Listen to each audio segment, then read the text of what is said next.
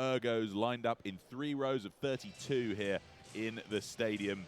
And we've got a huge participation from all around the world. 52 nations represented here in Paris for these World Rowing Indoor Championships. A total of nearly 3,300 competitors, all aiming to try to get themselves onto the top of the podium, representing their nations and their clubs here in Paris.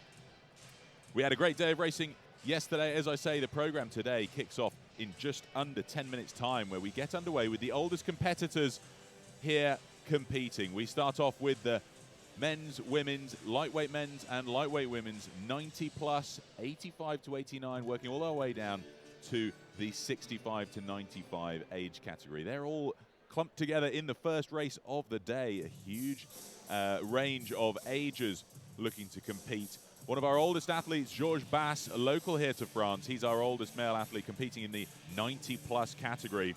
And we've also got Madeleine Guillon and Paulette Biot from France in the 85 plus category for the women. So we'll work our way through the masters categories all the way up until nearly lunchtime, where we'll then move to the other end of the spectrum, where we've got the youngest athletes competing from J14 to J16. And then shortly after lunch, we move to the under-23s and the open divisions. So Hello, we Shane are Palmer, about to our get world ready rowing for commentator, this next race. looking to get the crowd hyped up, build a bit of atmosphere here in Pierre de Coubertin. This first race.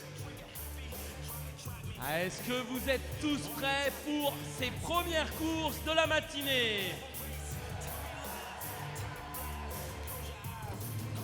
Je pense que vous pouvez être encore un After our tout lunch petit peu break plus this en afternoon, forme then pour we've got lancer les team premières events courses. relays, Est-ce que vous êtes prêts? PR3s and the men's and the mixed relays and the women's relays to look forward to. So we'll wrap up our schedule later on this evening, just before 7 o'clock local time here in Paris. But as I say, just over 5 minutes now before the start of the first race. On va dans quelques A instants huge amount to look forward to. We've seen some very, very close calls on world records falling through the course of yesterday. Guys, this is just going to be an amazing start to the day. I am absolutely stoked for this first classification that we have coming up. It is going to be up through our 90 age group, and they are going to be putting on an amazing display of fitness. You guys are going to get your first dose of 2K today, and it's only going to get faster as the day goes on. Alors ce matin, évidemment, on va commencer par les plus de 85 ans. On va descendre par tranche d'âge tous les 5 ans sur les plus jeunes. C'est toute la grande famille de l'aviron indoor mondial qui se donne rendez-vous ici en France, en Ile-de-France, à Paris pour ces nouveaux championnats, ces championnats du monde 2020. They file in so for quick those of you that order, weren't around yesterday, yesterday's racing was nothing but 500. all meticulously set up so that we get some excellent data, which we'll be keen to share with you as each race progresses. Every athlete on their screen, they can see who is the current leader of their category, and they can see who is directly in front and directly behind them as the race progresses, should they want to react to that as part of their race strategy here, which is becoming particularly important as we move to the 2,000 meter category. Yesterday, the 500 meters was a raw, brutal sprint, but with 2,000 meters, there's far more pacing involved, and a little bit more of the strategy element starts to come into play as they start to think about how do they not only try to look for record attempts here, but also to try and react to any other pushes or surges that they might see from their competition out there on the field. It really is great to see the evolution of this sport, indoor rowing, with the data that we can start to gather. We saw some great virtual racing between the Dutch national squad and the University of Washington, both in their home cities, able to compete over the internet on ergos. Just shows where you can take indoor rowing with a little bit of creative thinking and the use of latest technology and data to make things real and happening in real time. Yesterday through the afternoon, particularly with 500-meter sprints, this room became a real echo chamber. The atmosphere, exactly what you'd hope to try and support these athletes going through that wall of pain. Here comes the walk-in now in the top right of this picture. This is the athletes taking part in the first race of the day. Athletes in the men's category from age 65 up to 90. Same for the women and the lightweights too. So it's a big field here. I believe that's Georges Bass, our 90-plus age competitor, making his way over to ergo number 2.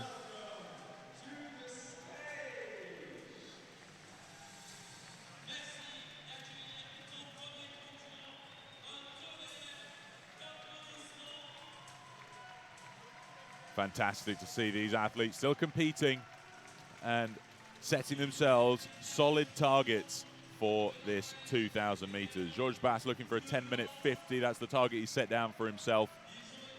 Some of the athletes alongside him, Jan Midtske from the Skullerud Sports Center, Norway, looking for 9 minutes. He's in the 85-plus category. And then in the 80-plus category, we've got Joseph Kasputis and Dominique Rallier from the USA and France, respectively. They're looking for 8-minute 40s in their times.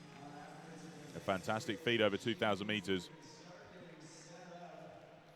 The starting protocol here, for those not familiar with it, is they have a few minutes to warm up, get used to the feel of the erg underneath them, and then they'll be called to put the handles in the racks to make sure that the flywheel in the ergo comes to a complete stop before they're called to pick up their handles. They'll then be called to attention, and then a buzzer will set them loose. This is Georges Bass, the only one competing in the 90-plus category. Fantastic to see him still looking to compete at his age, looking for a 10-minute 50 for his 2,000-meter competition here. And out on the right-hand side of the picture, that's Jan Midtske from the Skullerud Sports Center, Norway. They'll have a tight competition there. Jan looking for a 9-minute flat target time. The ladies starting to enter the room here, lining up for all of the same age categories as the men, essentially. 65 plus is what we're looking at. Here's that overall start list. It's a complicated set of colors and numbers there because we've got so many different age and weight categories all overlapping amongst themselves. I'll do my best to keep you and your finger on the pulse of what's happening out there on the floor in each of these categories. With 2,000 meters, there's a bit more time to make sure that we stay on top of each of the events. Here we have Madeleine Guillon, one of the eldest women taking part here. She's looking for a 10:34. We also have Paulette Biot, also from France, in the 85-plus category. 2 minutes now until we get started, so they'll just be getting that feel for the ergo now. They've had an opportunity to warm up in one of the warm-up zones in the outer areas of the Stade Pierre de Coubertin. Now, though, it is about getting comfortable, getting your feet adjusted, really starting to think about what's to come. 2,000 meters, it's what keeps this sport as a power endurance sport, rowing. It's not an all-out sprint, but it's also not a really long-distance marathon-style distance, so it really is a power endurance event. It sits right in that Goldilocks zone between absolute sheer strength and real long-distance marathon-esque competition. Great for your cardiovascular fitness and strength, and clearly that's helping these masters athletes into their age categories really keep fit and healthy. There in the center lane there, we've got Michel Valin on the left-hand side for France, Francis Green from US Rowing, Hermentia Dora from France in those center three, competing the women's 70-plus category. Alongside them then, Marie-Christine Mounier. She's the only one in the women's 75-plus category. And then just off to the right, we've got Sheila Allen from Great Britain, Renee Camus from France in the women's 80-plus.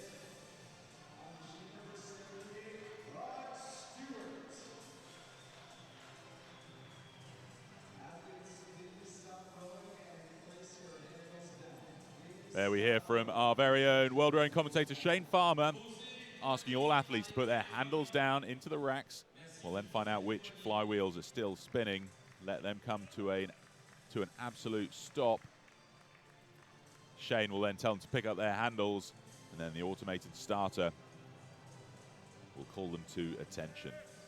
These tense few moments before the 2,000 meters. If you've ever done a 2,000 meter test, you'll know what's going through these athletes' minds as they mentally prepare themselves for what's to come.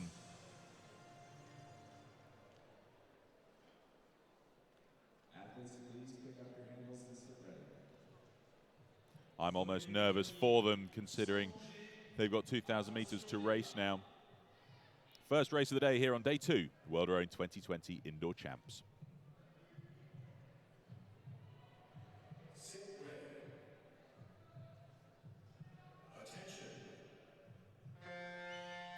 There we go. Here are our eldest men, male competitors. George Bass on the left, Jan Midtske from Norway on the right. Let's see how they're getting off to their start. George Bass at 24s. He's holding a 2:37 split. Jan Midtske just under 2 minutes split. Now we're starting to see who's emerging as the leaders in each category. Johannes Emil Christian Sommer for Germany leading the men's 75 plus at the moment. Men's 65 plus, Eric Dularoy. He's out in front holding a 1:41 at 34 strokes a minute as a 65 plus. That's an excellent start for him. How long can he sustain that will be the key question. Graham Spittle for the men's 70 plus leading for Great Britain ahead of Robin Sterk for the Netherlands. And then for the USA, women's 65 plus, Anne Wopat leading there by 20 meters already, still holding a sub 2 minute split at 27 strokes a minute for the women's 65 plus. A great start for her on Ergo 52. As we pan round the room here, you can see they're really trying to get their flywheels up to speed. This first few hundred meters crucial. The early leaders already passing 300 meters into this 2 kilometer race. Rod Stewart for Australia leading lightweight men's 70 plus at the moment, holding a 1:43 at 37 strokes a minute. Great performance for him on Ergo number 78. He's built a 30-meter lead already ahead of Halmar Skiots for Norway. So that's an impressive start. Can he sustain it? He's still ticking it over at 36 strokes a minute at 1:43. That lead starting to grow further and further, in fact, as he still holds on to a 1:44, 1:45 split in the lightweight men's 70s for Australia, ahead of the Norwegian. Looking then to the lightweight men's 75 plus, Boguslav Otocki for Poland leading ahead of John Allen of the USA. In the women's 70 plus, Frances Green, she's pretty much dead level with Michelle Vallin for the lead of the women's 70 plus at the moment, holding just 4 meters ahead of Henderintje Dora for France. Field's really starting to spread out now, but we look back to the men's 65 plus. Eric Dularoy's moved up ahead of Jose Manuel Setien Aguirre for Spain. Jose Manuel is the only one targeting a sub 7 minutes in that event for the men's 65 plus. So we'll see what Eric Dularoy can do here. He's targeting a 7:15, so these two might be going out quite strong here. They're passing through 7:50, so there's 1,250 meters to go for them in this 2K race. Eric Dularoy and Jose Manuel Setien Aguirre.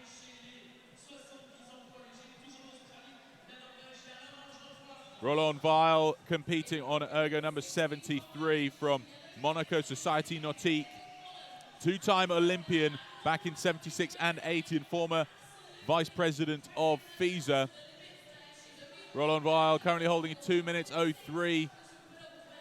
Currently in 7th place. He could move up the order here. We'll see how he gets on. He's a well-known competitor. We still see him a lot around the World Rowing circuit.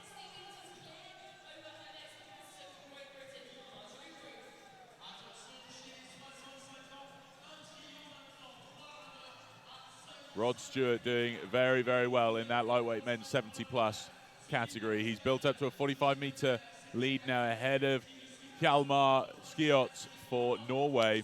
Rod Stewart still at 1:48 split time. This is Setien Aguirre on the picture for Spain, though, the only one targeting that sub 7 minutes. So question will be, can he hold out ahead of Eric Dularoy? These two, Dominique Omet moving up for France in that category now. He's had a great few meters there. He's targeting a 7:15, so the Spaniard here on the big screen, he looks like he's got a measured approach to things here. Question is, can he hold on to it? This is Omet, Dominique Omet, who is the current leader in the category, holding a 1:48. Setien Aguirre's dropped to a 1:50. They're both at about 30 strokes a minute. So I think it's going to be between these two. He's got a 10-meter lead, does Omet. 12 meters now ahead of Setien Aguirre. It's going to be an exciting conclusion to this race. Eric Deloroy for France dropping back slightly. He's 10 meters off the pace as we come into the last 750 meters to go. So they'll be thinking about winding it up for a sprint finish here with the last 500. Dominic Omet, though, he's looking so strong. He's winding it up already, up to 1:47 split at 32 strokes a minute, building that margin ahead of Setien Aguirre. A very, very impressive performance there. This is them on the big screen at the moment in the center lane of 32 ergos. We look then to the men's 75 plus. Olaf Ellefsen for Norway out in front by 37 meters ahead of Johannes Emil Christensen for Germany. But Dominic Omet for France is doing so well out in front, build up to 20 meters on Jose Manuel Setien Aguirre. We look back to the men's 70 plus then. Graham Spittle ahead of Peter Summers, both Great Britain leading at the moment. They're both holding a 1:48 split, not much separating them at the moment. They're ahead of Robin Sterk for the Netherlands by 45 or so meters coming into this last 500 meters to go. But Dominic Omet, what a race from him in the men's 65 plus. He's built up to 20 meters advantage ahead of Setien Aguirre now. They'll be thinking about this sprint finish. They're coming to the last 250, so I expect to see those ratings starting to rise for what they might have left in the tank. Omet knows that he's in the lead. He'll know he's got a 20-meter advantage. This is him on the picture here. He looks so calm and composed considering the effort he's putting in. Such a powerful athlete for 65, more than 65 years old, and continuing to build. What a race from him. We can see Setien Aguirre starting to try and wind it up there. He's got to 35 strokes a minute, down to 1:47. It might run out of distance here. He's into the last 150 meters of this 2K race. Bob Demodi currently in third for the USA in that 65 plus category. Philippe Trevaux in the center of the picture there, currently riding in 6th place, holding 150 strokes per minute. They're coming up to the line, last few strokes. Dominic Omet's going to take the win here for France. Representing Toulouse, he takes the win in the men's 65 plus category. An impressive performance. His time to the line, 7:09.8, so he beat his projection by 5 minutes and 5 seconds, 0.2 ahead of Jose Manuel Setien Aguirre for Spain, who takes silver, and Bob Demodi for the USA in bronze. Looking to the men's 75 plus, Olaf Ellefsen crosses the line for Norway in first place ahead of Johannes Emil and then Roger Stanford for Great Britain. In the men's 70, Graham Spittle, Peter Summers, then Robin Sterk. We look to women's 65 plus. Anne Woppert for the USA's just crossed the line there with a time of 7:44.2 ahead of Marjorie Room for Great Britain, coming in with 80 meters to go for second. Looking to the lightweight men's 70 plus, Rod Stewart's taken the win there with a 7:03.4, just behind his world record time that he set previously of 6:59.9. Alan Mangin for France in second and Hjalmar Skiots for Norway third. All of these categories coming home to roost now. Anne Wopper, as I said, took first in the women's 65. Marjorie Room for Great Britain in second, and then Marie-Lou Rance for France is currently holding on to that third place, but coming under pressure as Chantal Gant for France tries to put on a finishing sprint here into the last 250. We look to the lightweight women's 70 plus, and it's Martine Maillet for France, who's just crossed the line with an 8:44.1. Coming in second, Annie Ponsonnet, also from France, ahead of Françoise Monath for France. That looks to be the 1-2-3 in the lightweight women's 70 plus. Madeleine Guillon in the women's 85 plus, doing her best to hold out at the front of the field there. Athletes starting to really come in now. We've got the women's 65 plus coming to the closing stages. Marie-Lou Rance for France takes the bronze medal position in the women's 65 plus ahead of Chantal Ganch, Marguerite Hippler, and Fanny Bonin and Martine Renard. That's the lightweight men's 80 plus, just crossed the line as well. Alain Karesh. Lightweight men's 75 plus, won by John Allen for the USA, ahead of Boguslav Otocki for Poland and Lionel Dore for France. Georges Basse coming into the last 250 meters, our 90 plus athlete on ergo number 2. He's aiming for a 10-minute 50 time. We'll see whether he's on track for that. He's got just over 200 meters still to come in this 2K race. We've also got Martine Renaud for France coming in to close out the women's 65 category. Loïc Chesner for France coming in for the men's 70 plus category. It's been a great atmosphere here for the first race of day 2 here at the 2020 World Rowing Indoor Championships. Madeleine Guillon for France here, one of the oldest athletes taking part in the lightweight women's 85 plus. A great performance from her. The other 85 plus category, not for lightweights though, Paulette Biaud coming into the last 200 as well. So these two will be eyeing each other up for the 85 plus, generally lightweight or otherwise, when they see their times on the board. Georges Basse, he's into the last 50 meters now. We'll see what his total time is. He was looking for a 10:50. This is him on the screen now, 90 plus years of age on the ergo, still competing here in his native country of France. He crosses the line with an 11:11.7, so a little bit over his target pace, but a great performance nonetheless. Average split 247.9. A great performance. Paulette Biaud for France in the women's 85 plus, coming in now to the last 75 meters. Huge applause from the stands as we see Madeleine Guillon in the lightweight women's 85 plus cross the line. The French fans really getting behind their local favorites as these athletes close out their 2,000 meter race.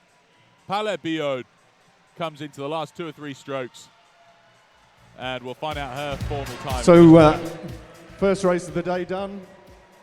Be nice to start with a quick interview with Peter Dreisiacker, founder of Concept 2, creator of the rowing machine.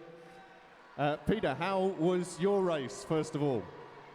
I had a pretty good race. It was planned. I let everybody go at the start and then planned to catch up at the end. Didn't make it. I was going to say, did it go to plan?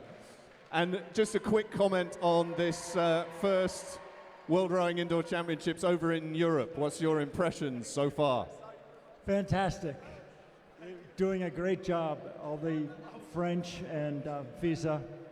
Excellent. Okay, thank you very much, Peter. That was Pete Dreisiacker being interviewed there, founder of Concept 2. He's just raced in the men's 65 plus event. I'm sure very proud to have raced on the Concept 2 ergo, the company that he founded here, as we see 96 of them laid out there on the floor at the Stade Pierre de Coubertin, right in the heart of central Paris. That's the first race of the day done. Next race due off in 5 minutes time, where we've got the lightweight women's 60, women's 60, lightweight men's 65, lightweight women's 65, and the lightweight men's 60 plus. We'll have 86, just shy of 86 ergos occupied for this next race. Lots to look forward to here. We've got some athletes really trying to push the envelope on their own personal bests as they come here to compete in front of the world stage, streaming it live online around the world so that everybody can witness competition, which is only improving year on year in all of the age categories as fitness around the world generally improves and pushes the benchmark and bar up a couple of rungs every year for the future generations of athletes to try and topple. Georges Basse here on the big screen, the oldest athlete taking part in the entire event, the only one over 90 years old. Certainly is in good nick for somebody over 90 plus. He pulled an 11:11 going home proud, I'm sure, with his performance competing here in France, which of course is where he's from.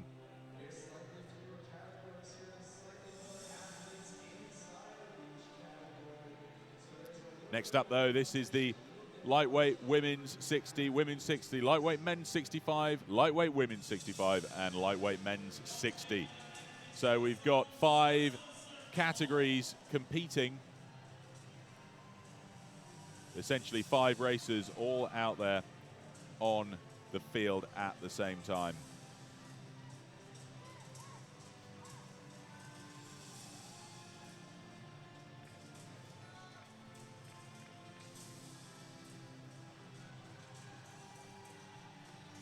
Athletes walking out onto the floor now. This is their start list. The 3 lanes of ergos split out across the floor. As I said earlier when I talked you through the program, we're starting out with the eldest. We move through until lunchtime where we finish the Masters categories with the men's 30 to 39 age group before we break briefly at midday. We then get into the juniors. So we go to the other end of the spectrum, the J14 to 16 and the J17 to 18. And then shortly after which we go to under 23s at around 1:50 local time here in Paris before what I'm sure many people have been waiting for, the open events for the lightweight men's, women's, lightweight women's and men's between 2:50 and 3:30 here local time in Paris. A lot of eyeballs will be peeled to see whether we see any world records toppled in those open categories. It's a long day of racing here, but with the excitement in this echo chamber of stadiums, things are only going to heat up, and it's so exciting to watch relay races, the mixed relays that we can look forward to shortly after 6 p.m. tonight. If you haven't seen one of those relay races, make sure you tune in to see how they work. It really is a hive of energy with so many athletes clustered around an ergo, trying to switch in and out quickly, make sure they get their transitions done right. But this is the second race, just getting themselves situated on their machines.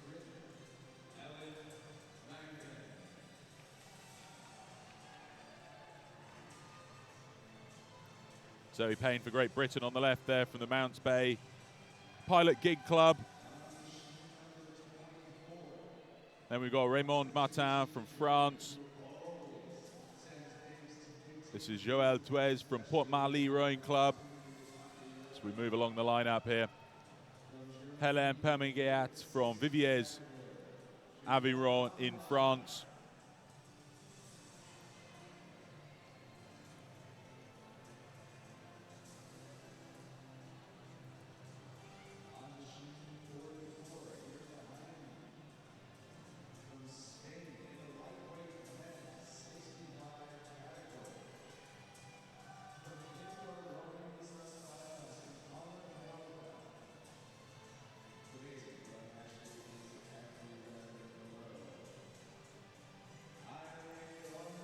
Just a couple of moments before we start this second race of the day.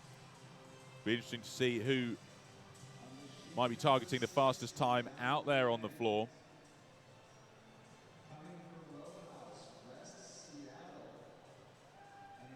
Some of the lightweight men looking for sub 7 minutes. Gérard Lefloic from Saint Club Aviron, France, looking for a sub 7 minutes. He's going for a 6:50. As is Hervé Thiele from Coubertin, looking for a 6:48. Very precise times here. Martin Luerink from the Netherlands looking for a 6:45. He's in the lightweight men's 60+ category. 6:45 at that age. Incredibly impressive performance if he can hit that target from Beatrix Eindhoven Club, Netherlands. Well, he's representing the Netherlands, but that will likely be the rowing club in Eindhoven, Germany, that he is a member of.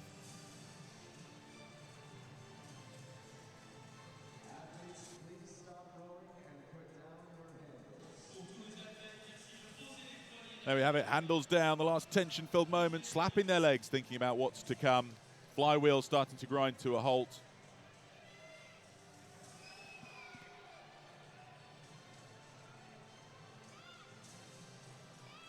Hélène Mangin center picture there from Great Britain. Mangan targeting a 7:56, the only competitor in that category looking for a sub 8-minute ergo here. From the Upper Thames Rowing Club, Helen Mangan from Great Britain, lightweight women's 60+ category.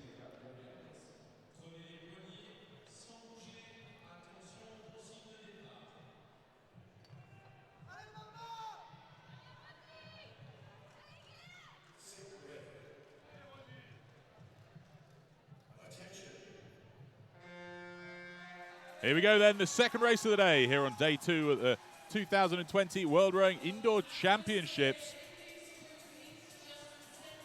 So they're off to a good start. In a moment, as the data catches up and they start to settle into their race rhythms, we'll start to establish the leaders in each boat category. You can see on the top left of that picture there, the data that we've got is fantastic here, organized by the timing team, or the Time Team Regatta Systems, who have made sure that we know exactly what's going on across these 96 ergos. Helen Mangan, the early leader in the lightweight women's 60+ category. This is her on the screen. She's holding a sub 2-minute split, 30 strokes a minute, already pulling ahead of Anne-Marie Schultz for France, and Nadine Limousin, also from France, currently in second and third. Not by the biggest of margins, though. That's Anne-Marie Schultz alongside her, so those two will be really pushing for the lead in that lightweight women's 60+ category. It's a good start for Mangan, though. As we pan across the field in this lightweight women's 60 category, it's a great entry. We've got 12 competitors there competing for positions on the podium. Here we have Rosaline Rutledge from the Noisy-le-Grand Rowing Club. Competition is hot. Let's have a look at the lightweight men's 65 category. Gerard Lefloic out in front, holding 1:41 ahead of Jaime Lorenz Rossell for Spain, currently in second, and Jürgen Nenfig for Germany in third. We look to the lightweight men's 60, and we've got Hervé Thiele for France out in front there. Masters 60 to 64 women. We've got out in front there Olena Tereshnia for Ukraine ahead of Jutta Abrameit for Germany, and Coubertin for Finland, currently in third place. Let's see how they start to settle in. 500 meters in already. That first quarter's gone quickly. Helen Mangan still holding 8 meters out at the front of the field for the lightweight women's 60. Current leader here then, Olena Tereshina for Ukraine, holding out at a 1:57. She's only 8 meters ahead of Jutta Abrameit for Germany in this women's 60+ category. She's right alongside of these two. Olena looking for the 7:40 time, Jutta looking for 7:30. So I think these two are going to go neck and neck all the way to the line if their targets are accurate. They're sat right next to each other, pretty much stroke for stroke. It's almost like they're training together here. Both at 25, 26 strokes a minute, looking for that calm and measured approach to this race. They look great here. Timing with each other almost perfect, but I think Olena is starting to pick up the racing ever so slightly. She's gone to 27 strokes a minute there. I think just trying to make sure she stays under a 2-minute split. It's paying off, though. She's pulled out to nearly 15 meters ahead of Abrameit for Germany. This is Mangan again, though, in the lightweight women's 60. She's holding 13 meters ahead of Schultz on the right-hand side of the picture. Those two will be going for it. Mangan at 30, Schultz at 30, both just shy of a 2-minute split time. Coming up to the 1,000-meter mark now. 1,000 meters remaining. Mangan at 29 strokes a minute, and we've got Schultz at 31. Mangan making the better of it, though, slightly more powerful through the stroke, just building that 1 meter at a time advantage ahead of Schultz. We're back with this tussle then for the women's 60+. Tereshina on the left from Ukraine, holding at a 1:54 at 26 strokes a minute, building that margin on Abrameit, who's dropping back 20, 23 meters now. She'll know that. You can see just quick peek across at her competitors' display. Very, very important to know what everybody's doing. They've got a little bit of information on their own display of who's out in front, so she'll know she's currently in second and that Tereshina is leading. She won't necessarily know what split Tereshina's pulling, though, so it'll be really, really important for her to know whether Tereshina is continuing to pull away. It's pretty much static, the distance between them at around 23, 24 meters. Here, though, we're looking at the lightweight men's 65 to 69. Lefloik on the left-hand side there, holding a 142 split. He's at 37 strokes a minute, so a really, really impressive performance here, building up to 60 meters ahead of Jaime Lorenz Rossell for Spain, who's at a 148. A great performance from Gerard Lefloik. If he can maintain that for the last 500 meters that remains for them. Then looking at the lightweight men's 60 plus, Herve Thiele and Martin Luering, they're pretty much neck and neck, just 5 meters separating them for the lead. Back then with the women's 60, Tereshina for Ukraine, starting to pull away. It's a 30-meter distance now. She's holding at a 155 split ahead of Abramet. Coubertin for Finland still riding in third place. You can see the speeds there in kilometers per hour. Tereshina just that slightly more powerful through each stroke, holding it 25 strokes per minute, just over 15 kilometers an hour. Mangan still out in front, 2 meters her split time, holding 30 strokes a minute, pulled to nearly 30 meters up on Schultz. That's the distance separating these two as they come into the last 500 meters to go now. A great performance, just ever so consistent. Helen Mangan for the Upper Thames Rowing Club ahead of Anne-Marie Schultz for the Port Marly Rowing Club, France. They're the leading two ahead of Nadine Limousin, also from France, currently riding in third, representing Arcachon Aviron. You can see the pain on their faces. They're into the last 400 or so meters now. Tereshina for Ukraine holding a 156. She's lifted the rating. She's up nearly 30 strokes a minute now. Says 27, but she's starting to wind it up and trying to really pull ahead of Abramet. Now this sprint finish will be brutal as they come into towards the last 250. Coubertin not being left behind. She's lifted the rating up to 30 strokes a minute, trying to get back into the action. Just 20 meters separating her from a silver medal behind Tereshina. Gerard Lefloik, look at this though. What an impressive performance from him. Up to 40 strokes a minute, holding ahead of the French record pace by 10 meters set by himself last year. If he holds on to this all the way to the line, I believe he's just beaten his own French record time. He's pulled a 6:51 there, beating his French record of 6:53.5. So he's beaten his previous record by 2.5 seconds, taking the gold medal here in his category for lightweight men 65 plus. This battle still raging on now. Women 60 plus. 33 strokes a minute, Tereshina. Last couple of strokes for her. She's into the last 100 meters. She's certain for the gold medal ahead of Abramet for Germany at 154. An amazing performance from these women. I can't see the positions changing now as they come into the last couple of strokes. 2 left for Tereshina, and that sees her take the gold medal for Ukraine with a 7:37 in the women's 60 plus category. Helen Mangan coming in towards the line now for Great Britain. Upper Thames Rowing Club, this is them. Ahead of Anne-Marie Schultz and Nadine Limousin. Positions not going to change now. Last couple of strokes. That's gold to Helen Mangan ahead of Anne-Marie Schultz for silver. Nadine Limousin for France in bronze medal position. It's all finished in the lightweight men's 60 as well.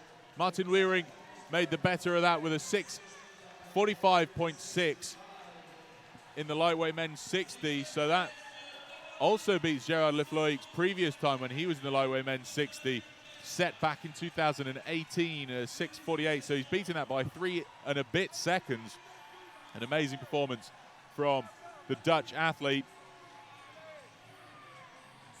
Yoel Puez from France wins the lightweight women's 65 category, 8 minutes 10 her time to the line ahead of Susan Guerre. Those two first to finish there, beating the previous French record of 8:28.6. So Yoel Puez getting her name into the French record books there this year in 2020.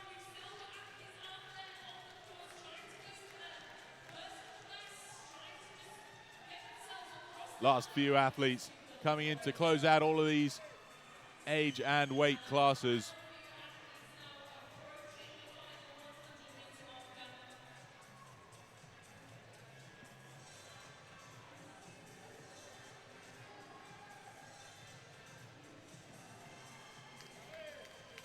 Impressive performance from all of these women. It's the last couple in the lightweight women's 65 category. Zoe Payne just crossing the line for Great Britain there, 9:29.1. Claudine de Gasperin, last few strokes for her. We'll see her place with a 9:39.4. Mary Carey for Great Britain in the women's 60 finishes with a 9:48.7. And then it's the last few strokes for Eliane Ragil from the Hunabella Masculation Clamart Club to finish out the lightweight women's 65 plus category. Danielle Pesenti from Mittersheim, France, on Ergo 64, just finishing up.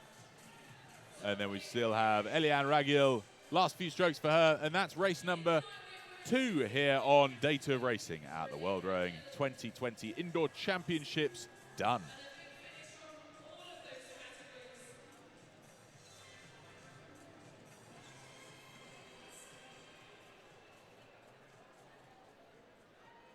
So I've got Helen Mangan with me here, the winner of the lightweight women's 60 plus event. Congratulations, Helen.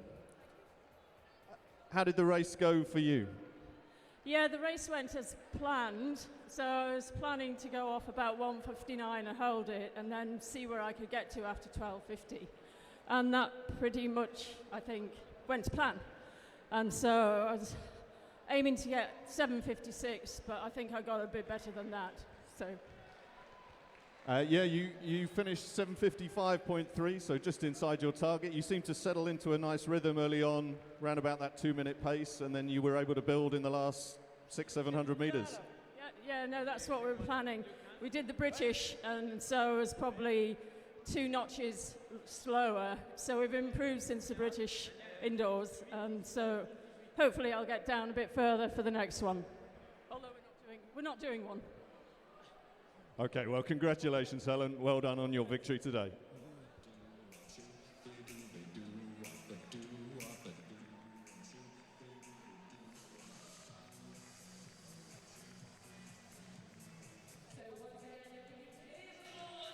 Official results there for the 60-64 lightweight women's. Helen Mangan, 7:55.3. Race executed to perfection. She took the gold medal ahead of Anne-Marie Schultz and Nadine Limousin. That's the gold, silver, bronze. Here's the 60-64 women. Olena Tereshina, Jutta Abrameit, and Mervi Kovanen. 65-69 lightweight men's. Gerard Lefloic setting another record there for himself. 6:51 flat ahead of Jaime Lorenz Rossell and Eric Winterbottom for Spain and Great Britain in silver and bronze. 65-69 lightweight women's. Yoel Tuez, Susan Garrick, and Carol Alka in the gold, silver, and bronze there. 8 minutes, 10.6 for the local French woman to take the win there in the lightweight women's 65. Lightweight men 60-64. Martin Luerink for the Netherlands, 6:45.6 ahead of Herb Thiele and Bernard Kohler. Luerink setting a new record there as well, beating Gerard Lefloic's previous time set back in 2018.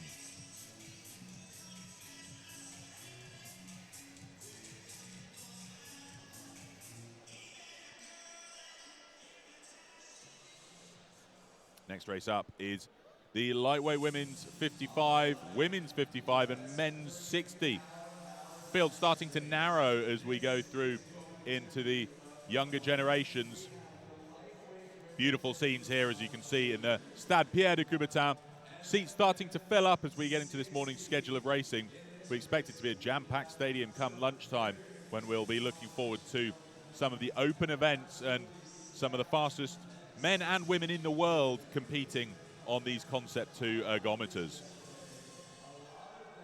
Entering the field here then, the lightweight women's 55. Some of these athletes looking for sub 8-minute times. Claire Rainbow from Castle Semple Rowing Club looking for a 7:55. She's alongside Joanna Alsabrook from Team Nebula, also from Great Britain, looking for a 7:52. So the Brits looking to go sub-8. They're on ergos 7 and 8. We've then got the women's 55 plus. Julia Fabrizi from the Christchurch Rowing Club, Great Britain, looking for a 7:25. She's targeting the fastest time in that women's 55 category, the red boats on this picture. And then the rest of the field is the men's 60 plus, where we can see there's a number of athletes there looking for sub-6, sub-7, several even looking for sub-6.5. We've got Ant Ensalu, who we saw win the 500-meter category yesterday. He's looking for a 6:20. So it'll be interesting to see how he transitions from the 500-meter sprint of yesterday, having already been crowned world champion on 500 meters, how he transitions into the 2K equivalent. Alongside him, he's got Herve Buchel, who we also saw race the 500-meter yesterday. That's Joanna Alsterbrook and Claire Rainbow I mentioned on ergos 7 and 8, looking for sub-8-minute times over the 2K distance.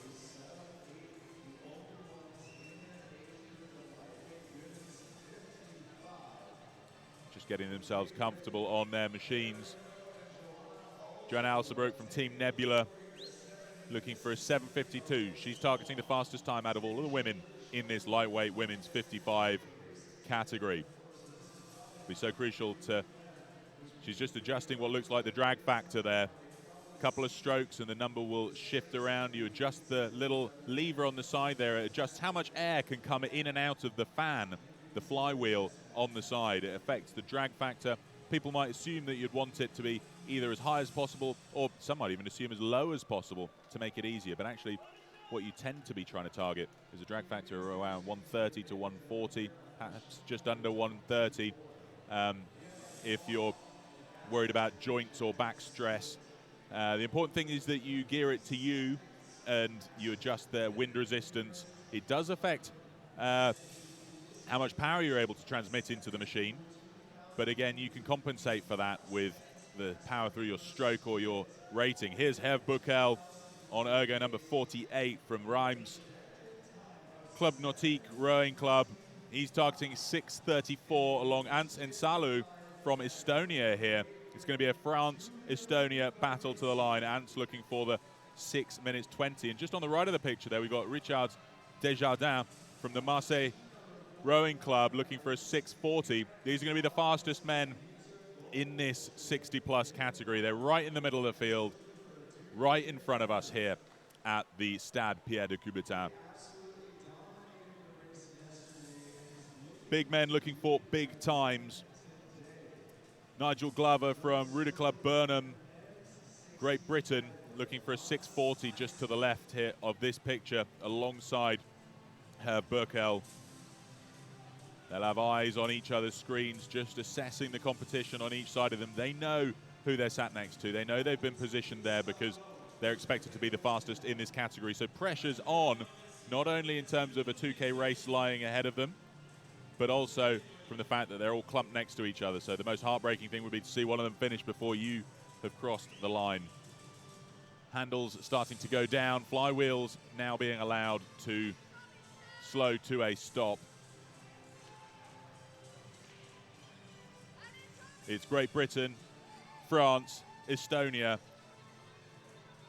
in competition. I don't want to discount Ireland, of course, though. Oliver Short from the St. Pat's Tow and Rowing Club looking for a 6:54. And with the number of athletes who have significantly beaten their targets through the course of yesterday and this morning already, I wouldn't be surprised if we saw an athlete with a slightly slower target surprise themselves and the audience by getting themselves right into contention for a win.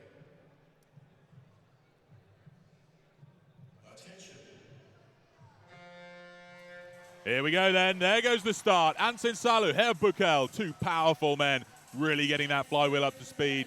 5 or 6 fast strokes, pump it up to race pace and then ease into their rhythm. The question's going to be, where do they settle across the rest of the field? They won't like it if they haven't had the fastest of starts, so they're going to be doing everything they can to get themselves out early. Herve Buchel, the early leader, still holding 1:34 split at 30 strokes a minute ahead of Richard Desjardins.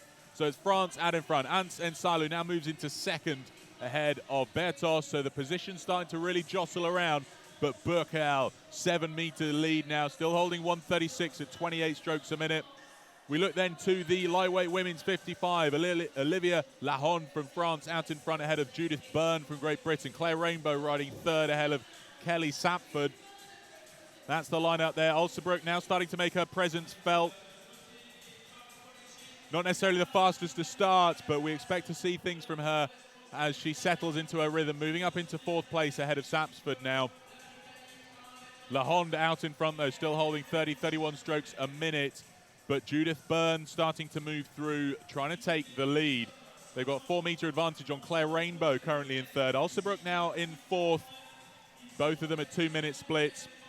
50 to 55 women. Fabrizi for Great Britain currently leading, targeting that 7:25. It's a great start for her. 10-meter advantage already ahead of Rallier Dubati for France. Rallier Dubati, a great start, looking for the 8-minute time. Currently in second.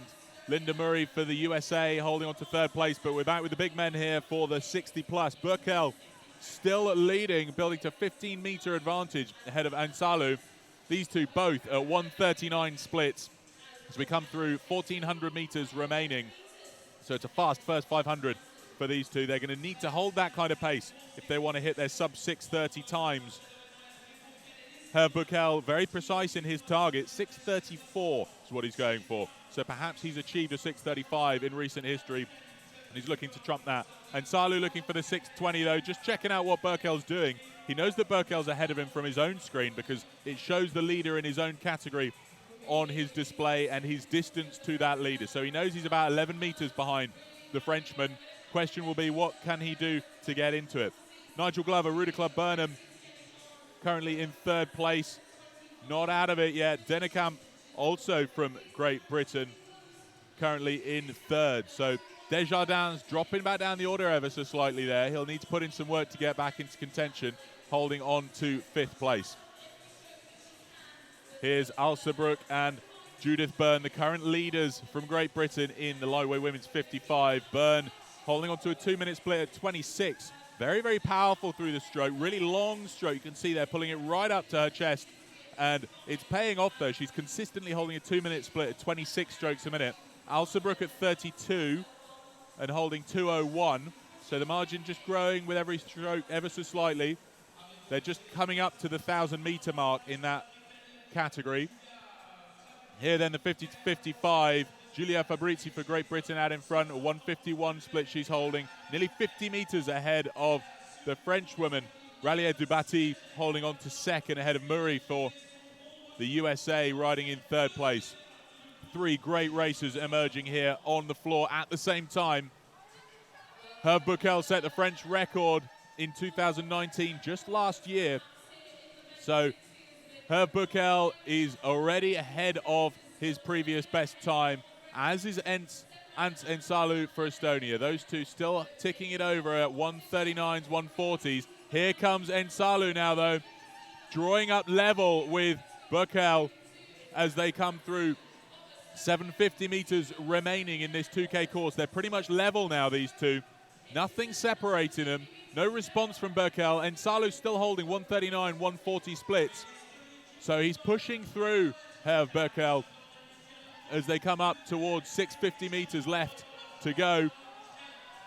It's going to be a battle to the line here. I think Ensalu's going to push through. He's holding a 1:39, 1:40. Burkel's at 1:41s and 1:42s. Has he left anything in the tank? He looks so composed, though, Herb Burkel. I think this might be part of his race strategy. A big 500-meter sprint. They're coming up towards 500 meters remaining. This is Judith Byrne, though. 750 meters left. Not quite leaving Alsabrook behind. 17 meters separating these two, coming towards the last 750. It's a great performance from these two women from Great Britain. Back with the women's 55 category, Giulia Fabrizi for GB, holding a 1:54 split, still leading and building that margin on Rallier Dubati. They've got just over 500 meters left, so they'll be thinking about winding it up for a fast finish now. Ensalu, though, he's still at 1:39, even ticking into 1:38 from here and there. So it's sub 140, which means that he's on track for his target. If he can just maintain this, 250 meters to go. Will we see Berkel put in a powerful sprint finish now? There's 10 meters separating these two on the screen from victory. They're both holding around 20 meters ahead of the world record pace that Berkel set just last year. Coming into the last 400 meters then for the women's 55 category, Fabrizi building that lead, 76 meters now ahead of Ralia Dubati, and then we've got Murray for the USA currently in third. But it's the last 100 meters now for the men's 60 plus. No sign of slowing from Ansalu. He's at 137 now, putting in a solid sprint finish. Surely he's going to be the world rowing indoor champion for the men's 60 plus category for 2020. He's got up to 37 strokes a minute. A solid sprint finish here to the line. That's the victory he was looking for. 6:34.3 his time to the line. Berkel 6:36.7, beating the previous French record of 6:40.1. So Herb Berkel beats his previous French record, and Salle does a 6:34.3. An astonishing performance from those two. So we catch up again then with the women's 55 to 59. Fabrizi still leading, 76 meters ahead of Ralia Dubati. They're into that last 100 meters now, so really pushing for that finish line, holding a 2:05 or a 2:03. For those leaders, I can't see these positions changing in this last 50 or 60 meters. It's going to be Giulia Fabrizi's win here, 2020 champion on the indoor rowing machine. Last couple of strokes, and that's the victory done. An amazing race from her. Murray coming in for third place, and Elizabeth Ralia Dubati for silver. This is that tussle to the line between Byrne and Alsabrook for Great Britain for gold and silver. Kelly Sapsford in third as well. It's going to be a GB 1-2-3 here across the line. Judith Byrne is going to take the win, though. She was going for an 8-minute flat. Let's see what time she does. 7:58.1. So she beats her target. An impressive performance from her. Alsabrook 8:02.9 and Sapsford 8:05.1. That's the 1-2-3 in the lightweight women's 55. Frédéric Maté for France coming in for fourth ahead of Sylvie Lekele-Nek for France in fifth place. Last few athletes then coming into the closing stages for the lightweight women's 55. Elizabeth Davidson for Great Britain in eighth. Martha Owen for Great Britain just holding out ahead of Claire Le Deverhat for France in 9th and 10th. Then it's going to be Véronique Robert for France coming in for 11th place ahead of Nicole Schell from the Club de Masculation Remois in 12th place. Last few strokes there sees us conclude the 50 to 59 women's category as well. Véronique Quat behind Marie-Claude Denis. Goodness me, those were three great races all taking place at the same time here on the floor. It's so exciting when you've got different weight and age categories all taking place in the same 10 minutes, essentially. You've got three exciting races to witness as three world champions for their age and weight categories take their gold medal positions across the line.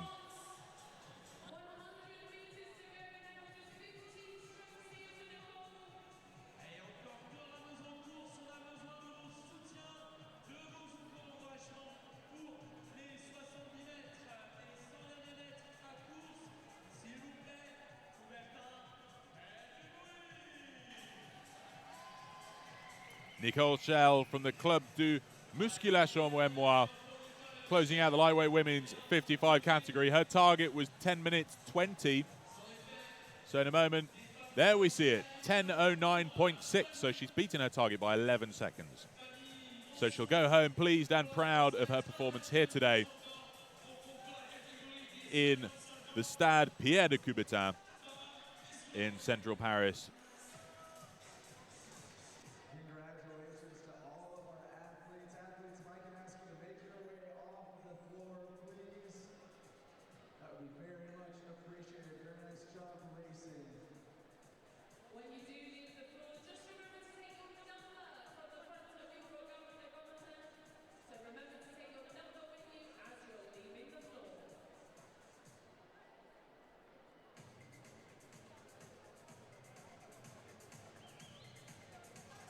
3 races in already. We're off to a great start here on Day 2 of racing at the World Rowing Indoor Championships 2020 here in Paris, France. So much more to look forward to as the next race starts to get itself ready and lined up just outside the hall.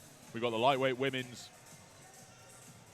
men's 55 and the men's 55 plus category to look forward to next. So just 2 categories taking part in this next 2K race. The hall will be around 2/3 filled, just over 2/3 filled for this next category. And it's all about the 55 plus men's and lightweight men's.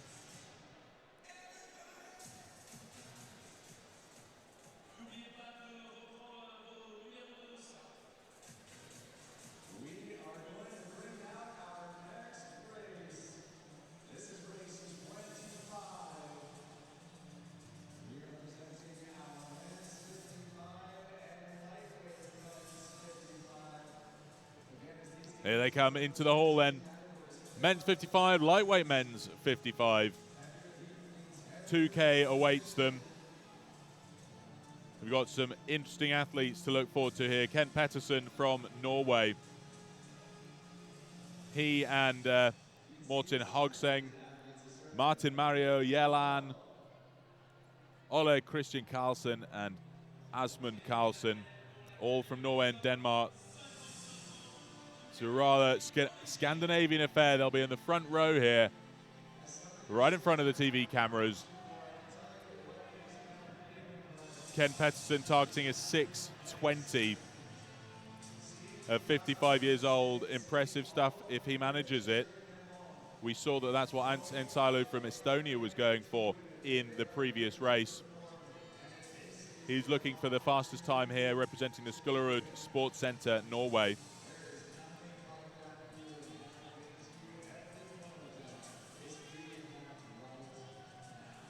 In the lightweight category then, we've got a few people worth mentioning. Steve Tagg from the USA, from the sub-7 indoor rowing club, looking for a 6:55. Sat alongside Pentti Soini from the Caravan Urheilijat, Finland, looking for a 6:52, but looking for the fastest time here, I believe, in the lightweight men's division. We've got Sean Callahan from the Steepholm Pirates, Great Britain, looking for a 6:40. Sat next to Niklas Nielsen from the Landskrona Rod Club, Sweden, looking for a 6:44. So those centre ergos on the centre lane are going to be a set worth watching.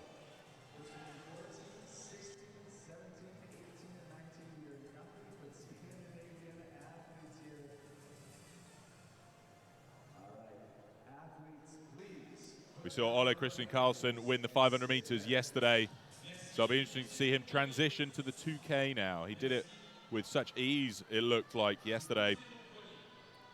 I remarked on his technique yesterday, sliding back up the slide before his arms were away.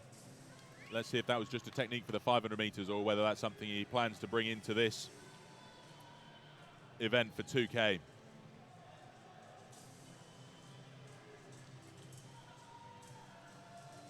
Here we go, the big men looking for the fast times in the 55. Ken Petterson, I mentioned on the left from the Skullerud Sports Centre. This is Martin Mario Jelland from Amelia's dad's rowing club, Denmark. I'm sure Amelia is probably listening in from home to watch Dad race here alongside some of the fastest men in the 55 plus category. It's here representing Denmark. On the right of that picture, that's Ole Christian Carlsen looking for a 6:30. But Ken Petterson, he's the most ambitious target in this category, looking for a 6:20. So we'll see whether he manages to turn that to reality on the day. On the left of that picture, Michael Hartmann from Concept 2 Team Germany, looking for a 6:30. So some very, very fast athletes in that 55 category. We've been told to stop rowing now, so these flywheels will now be slowing down to a stop.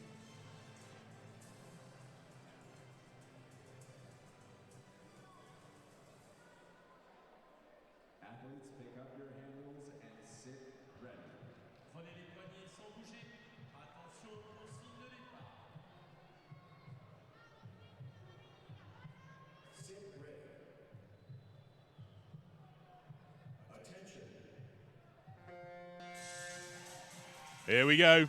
It's the start of the 4th race of the day here for the lightweight men's 55 and the men's 55.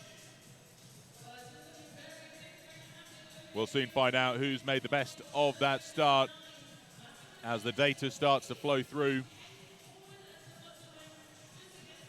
So Kent Peterson is out in front for the men's 55, not by much though. Emmanuel Lecture from France in second, Christian Carlsen in third.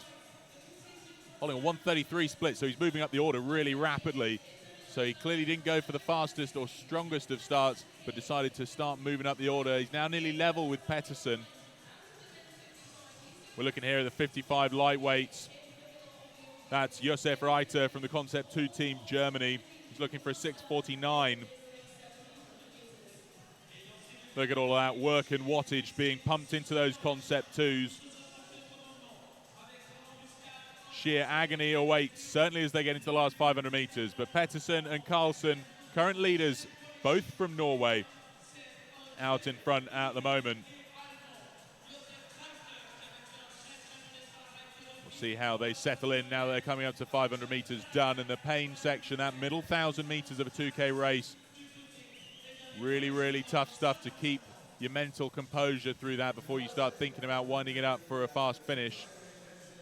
But these early leaders, Peterson and Carlsen, pulling out to nearly 20 meters ahead of third place Lecture from France at the moment. This is Peterson here. What a start from him.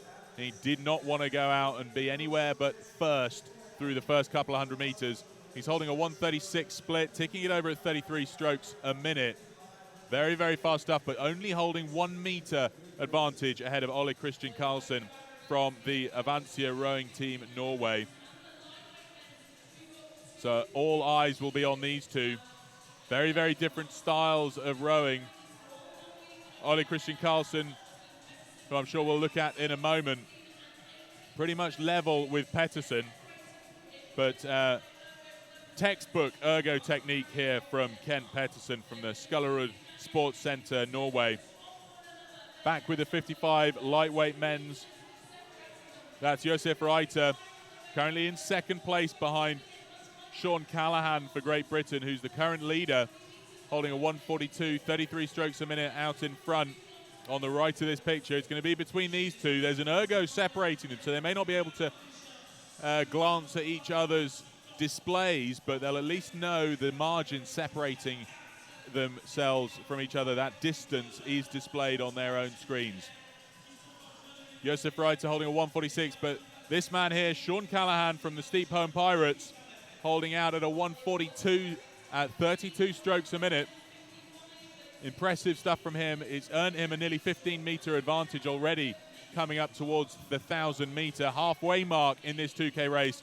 Here we go then, the big men on ergs 16, 17, and 18. Peterson still the leader, but only by 4 meters on Carlsen on the right. You can see Carlsen bumping his hands over his knees on the recovery of each stroke. He did that in the 500 meters yesterday, but hey, if it works for him, I'm not going to criticize him. There's no way I could do this over a 2K. They're both holding 137s, these two leaders of the 55 men's category. Renato Chavez Torre for Germany moves up into third place, though. Just 40 meters behind those current leaders, holding a 140 split.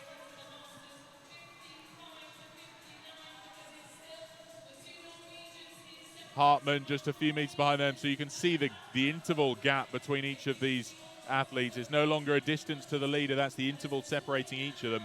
So I hope you're quick at maths. Sean Callahan, 142 split still, building that lead to 20 meters up on Josef Reiter. So it looks like it's going to be a Great Britain win as they come up to 750 meters left in the lightweight division. Peterson still holding just 4 meters with 600 meters remaining. 4 meters separating the two Norwegians at the front of the field in the 55 category. This is Sean Callahan, though, on the near side of this picture. It's been a great race from him so far, just so steady and consistent in his rhythm. Josef Reiter, you can see him there, just 2 ergos in the distance. Now we come into the last 500 meters for these men. 4 meters still only separating Pettersson and Carlson on the left and the right of this screen. Renato Chavez Torres for Germany, about to be moved through by Mikael Hartmann, who's just moved up into 3rd place. He started his sprint finish. He saw that 500 meters pop up onto his display, and he's gone down to a 136 split. So he left something in the tank for a strong sprint finish. Now then, Pettersson and Carlson, they're coming up to the last 250. Let's check in with the lightweights. Callahan now pushing over 20-meter advantage over Reiter. Soini still 20 meters further back from that. So the field quite spread out then in the lightweights equivalent. Sigrist for the USA not out of it. He could get into the medals there. Just 3 meters separating Sigrist from a medal position if he can move up through the Finnish athlete. He's giving it absolutely everything. Sigrist is at 145, so he senses the trouble and goes to 43 strokes a minute to try and make sure he holds on to that medal position. They are absolutely level coming into the last 250 though, so it's going to be all about this sprint to the line. Sean Callahan out in front though, still holding 20 meters at the front of the field. What a great race from him. Kent Pettersson though, this is him on the right. He's built up to 30 meters on Carlson now to the line. He left a lot in the tank there. 135 split he held through the final 200 meters, and he doesn't even look wiped from it. An amazing performance from him. 6:19.8 his time to the line. 6:27 for Carlson, 6:32 for Hartmann. And now Sean Callahan, last couple of strokes for him. He's going to win the lightweight 55 plus category. He crosses the line there. Let's see what his time is. 6:46.7. Reiter with a 6:50. And then Sigrist has moved through to take the bronze medal position with a 6:55.9. I think Soini just slightly blew through the last couple of 100 meters there. Does a 6:56.8. So close stuff with the American just moving into the bronze medal position across the line. An amazing performance from all of these athletes. 55 years of age, competing over 2K. Kent Pettersson, 6:19.8.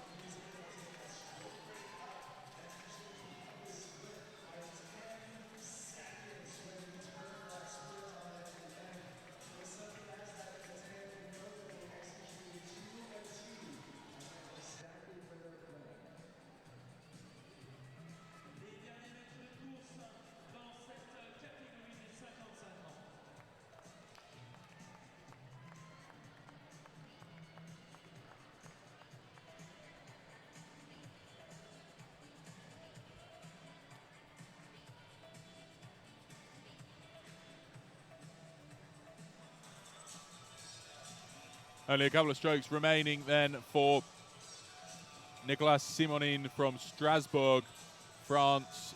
Well, Strasbourg club here representing France, who's targeting a 9-minute time to the line. So in a moment we'll find out how he's performed. Founder of Ancept, the Concept 2 distributor in France, one of the people behind this event and bringing the event to Paris in the first place. Thierry, you're looking a little bit tired after your race. How was that? Like every participant, I'm just wondering what I'm doing on this machine. But we are in the Stade Pierre de Coubertin, and it was about participating, and I did it. And I wanted to break 7:20, and I'm 7:20.3, so I'm pretty close. I'm happy. And now maybe just a few words in French to the audience here to convey a little bit of your feeling about hosting this event. Je disais à mes amis anglais, comme tous les participants ici, quand on arrive sur cette machine, on se dit « mais qu'est-ce que je fais sur cette bécane ?» Bon, l'objectif avec l'organisation, c'était d'être aux alentours de 7:20. J'ai 7:23, je suis proche, je suis content. Et c'est une belle course et une belle organisation, donc voilà. Okay, perfect. Thank you, Terry. Well done, everybody.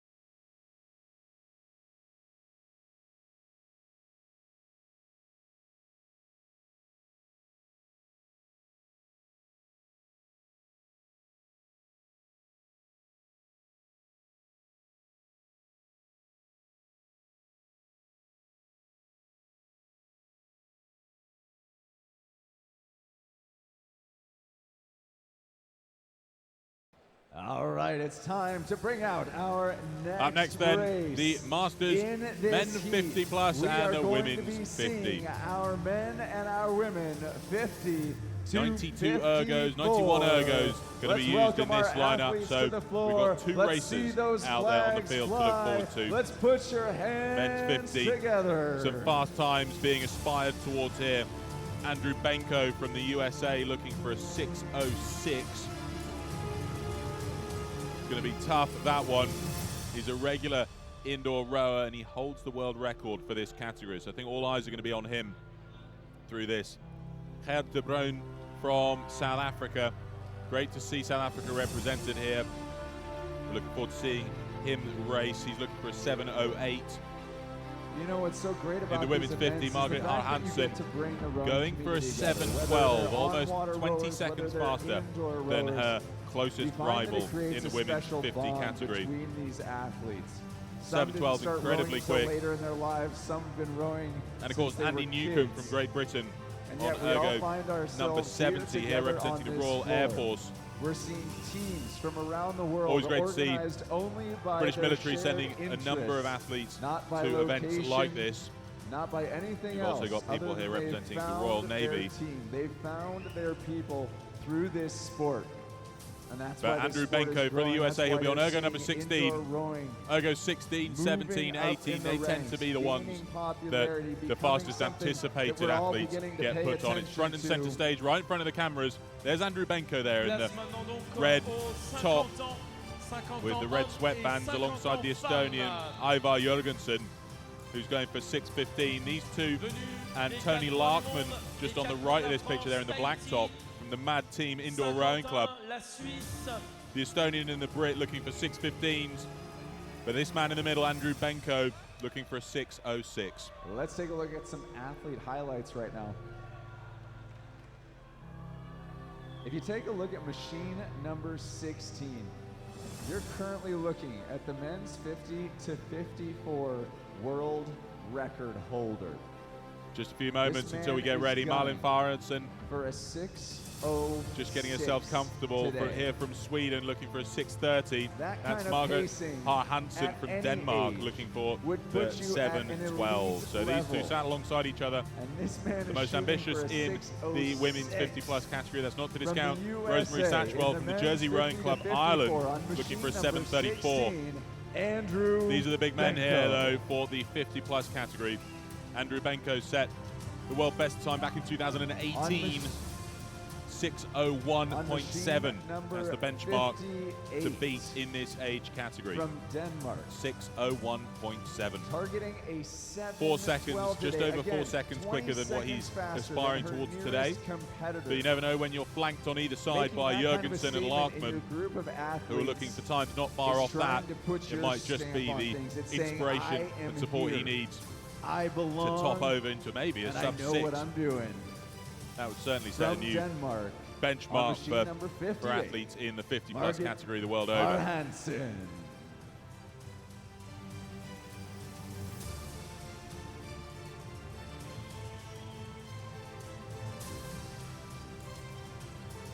Athletes, stop rowing and put down your handles.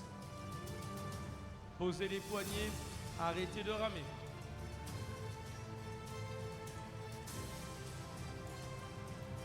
Margaret Hart Hansen just making sure her foot straps are done up nice and tight, comfortable on the seat. It's amazing when you go off on one of these starts. You go off fast and furious. That's what can often make a loose strap or slight discomfort on the seat show itself, and it's the last thing you need when you're still trying to get that flywheel up to speed and settle into your race rhythm.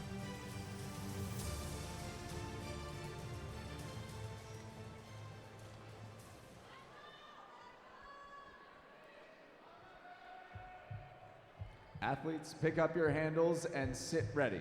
Prenez les poignets sans bouger. Attention au départ.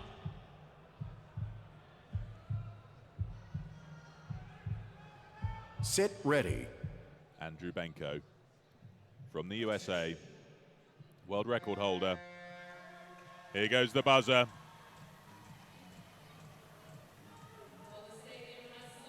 And it's a rapid start. That's Tony Larkman from the MAD team, Indoor Rowing Club, going for a 6:15 in the black top there. Alongside him on the right, Jorge Palacios from Peru, the Club Universitario de Regatas Peru, looking for a 6:20.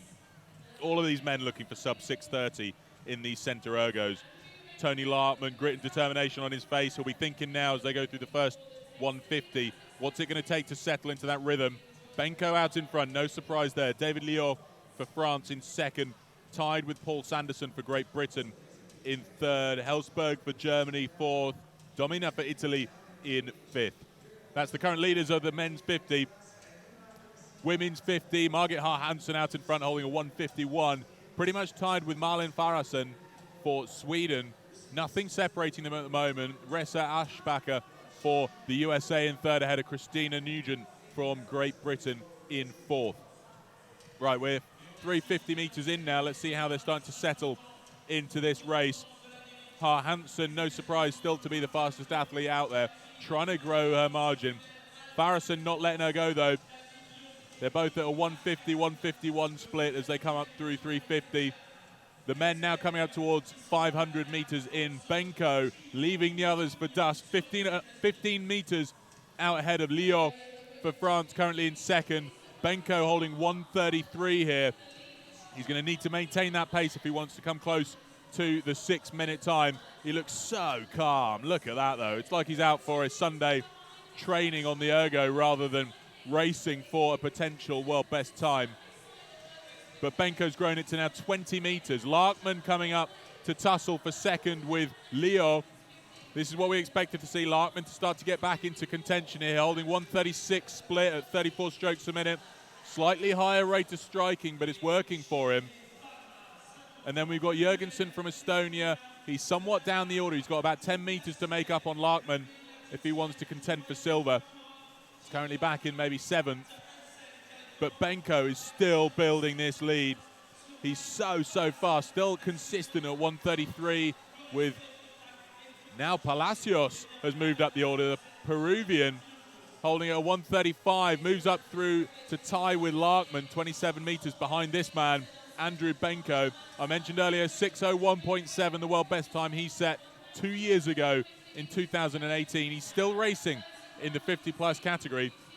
Hansen starting to try and squeeze her way away from Farason. Aschbacher nearly 20 meters back in bronze medal position, but holding ahead of Nugent from Great Britain.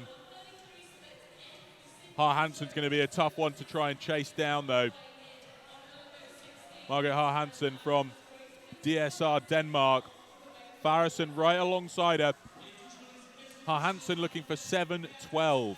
As I said earlier, nearly 20 seconds more than Farason. So we'll expect to see her start to pull away if she's going to be on time for her target. But Farason just not wanting to let go yet. Hansen at 151, Farason at 154, 155. For those not familiar with the numbers I'm shouting out there, that's their time per 500. It's what a lot of rowers use to measure the pace and power that they're putting in, is the split per 500 that they're pulling. So Hansen would do 1:52 per 500 is the pace that she's consistently holding at the moment, ahead of Farason, who's at 152, 153.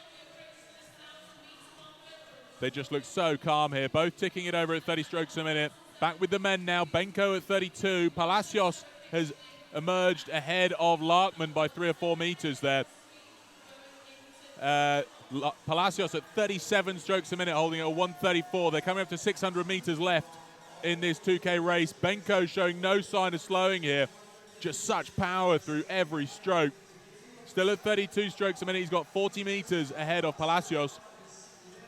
Jorge Palacios looking great here. Here representing the Club Universitario de Regatas Peru. Now 6 meters up on Larkman. Larkman's still only at 33 strokes a minute, so as we come into the last 500 meters for these guys, we may see him pump it up ever so slightly. The pain starting to show on their faces. That's Palacios on the right there. You can see the face not giving anything away, but he's got a high rate there. Still up at 37. Larkman's starting to move now. He goes from 33 to 35. Now starting to think about that sprint finish. Splits coming down. Palacios is reacting, though. He's gone up to 38, 39 strokes a minute. Just over 250 meters left for the men. Women, just over 500 still to go. Ha Hansen at 30 strokes a minute is building only 13 meters ahead of Farrison. So we'll see how they fare coming through the 1,500 meter mark with 500 meters still to go. They're both at 29 strokes a minute here.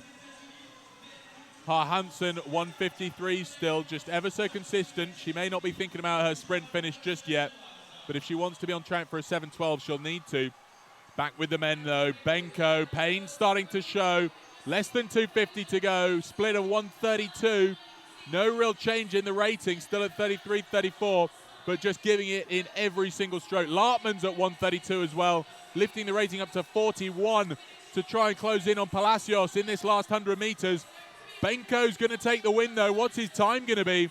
Last 2 strokes for him. He's at 132 and he crosses the line there. Time to the line is still working its way through the system, 6:07.2. An amazing performance from him. Lartman coming up to the line behind Palacios. So Jorge Palacios takes silver, Tony Lartman bronze. Peder Thorstensen for the USA in 4th. Leif Gunnlefsen for Norway in 5th. Now back to the women. Ha Hansen still leading, 147. She's wound it up to 39 strokes a minute. 20 meters up on Farrison towards the line here. They're into the last 250. They're really starting to go for it now. Ha Hansen at 40 strokes a minute. Split down to 145. Amazing performance here. Ashbacher currently in 3rd place. Looking good for the bronze there. Pressure on as Nugent starts to close. Christina Nugent from Great Britain. Only a few meters to make up to try and get into contention for a medal. Ashbacher will know that. She'll be able to see on her screen the margin separating her from 4th place. Nugent moving up into 3rd place now.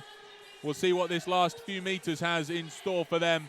They're into the last 50 for that battle for bronze, but Ha Hansen crosses the line for gold ahead of Farrison coming in for silver medal. Battle still on Nugent and Ashbacher, Great Britain and the USA for bronze. It's going to come down to the last few strokes this. Display's gone just to make sure that it's the official times and results that are shown. Nugent takes the bronze just under a second ahead of Ashbacher for 4th. Then Mexico's Martha Garcia takes 4th. Tracy Barnes for Garcia takes 5th. Tracy Barnes for Great Britain in 6th. A great result there for Ha Hansen. 7:21 she pulled. She was looking for a 7:12, so not quite on her pace that she was hoping for.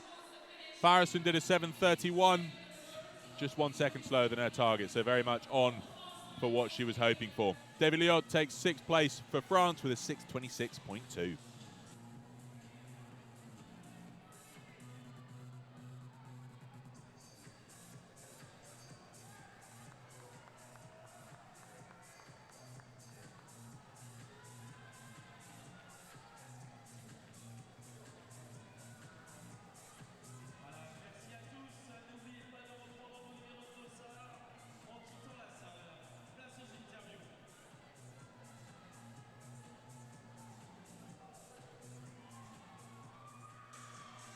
Now going to have a brief interview with Andrew Benko from the USA. Let's hear from him how that race went.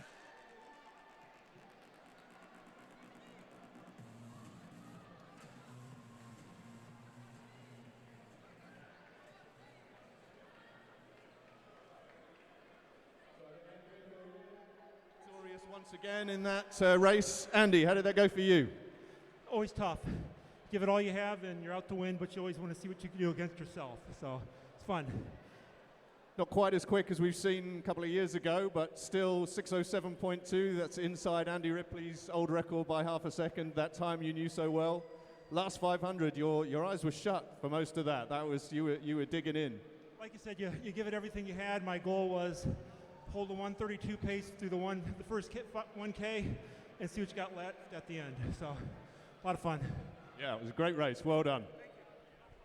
Athletes, please find your way off the stage. Make sure you collect all of your belongings as you make your way back out.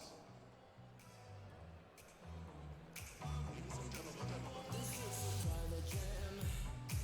I see you walking. Next race on the field of play here at Stade Pierre de Coubertin at the 2020 World Rowing Indoor Championships, Paris, France. We have the lightweight men, lightweight women's 50, and the lightweight women's 40. So that's 50 to 54 for the lightweight men and women, and 40 to 49 for the lightweight women. So 3 races taking place out on the floor at the same time. Some key athletes for us to look out for. Germany's Klaus Bischoff looking for a 6:30, which is impressive considering the world record there at 50 to 54 is 6:25.1. We've also got Rocio Sanchez from Mexico here representing. Last year, Mexico was the biggest nation represented at the World Indoor Champs in LA, USA. Next, we have our race 27 athletes making their way. Sonia Furman from Ireland in the lightweight women's 40. Always great to see Ireland so well represented. Sonia here hailing from Dublin. Men's 50 to 54. They start to emerge from their lineup outside. All very well organized here in Paris, France. Everything managed to the split second to make sure things go to schedule, and the athletes are well prepared and know exactly what they're doing. They carry their race numbers out, on the back of which is some guidance on how to understand and interpret their displays. Slightly different displays to what you see in your local gym on the Concept 2, because of course these displays, they want to factor in the ability for the athletes to see who the leader is in their race, and also their position versus the athlete directly in front of them and directly behind them. So they'll know whether the athlete in front of them is 3 or 4 meters ahead, and the athlete behind them might be gaining on them by 5, 10, 15 meters or so. So they can really understand where they are positioned across the rest of the field, and they're not rowing in isolation or in a bubble. So great work there from Concept 2 to make sure that these athletes are well informed throughout the race, so that it's a genuine race and not merely a time trial. Crucially important that they know who is leading as it progresses, and we've got some great data up on the big screens here to know how they're performing through every stage of that race. But also so that you can be successful with your performance. There comes a point of diminishing returns where you get too light, you can't maintain the strength. So you need to be able to toe that line perfectly. Living as a lightweight is not an easy task. Let's take a look at some of our athletes. Magali Abin from Monaco Société Nautique there, center of this picture. She's looking for a 7:30. Targeting a on her right, Heidi Viles from the Mad Team Indoor Rowing Club looking for a 7:25. Targeting a 6:30 is no joke, considering that the world record here is a 6:25.1. That's a target pace of only 4.9 seconds off Some fast times anticipated here. Germany's Klaus Bischoff from Concept 2 team 50 to 54. Klaus looking for 6:30. He's looking for the fastest time in that category for the lightweight men's 50. Sat alongside him on the right, Simon Amery from Fitness Matters, Great Britain. And on the left of him, Frenchman Sébastien Coguic looking for a 6:40. Machine 20. Last year, Pierre Charles from Bristol Aviron Club. He's hunting down a 6:55 if it can be managed here today. They've evenly split out some of the fastest athletes across each of the 3 rows.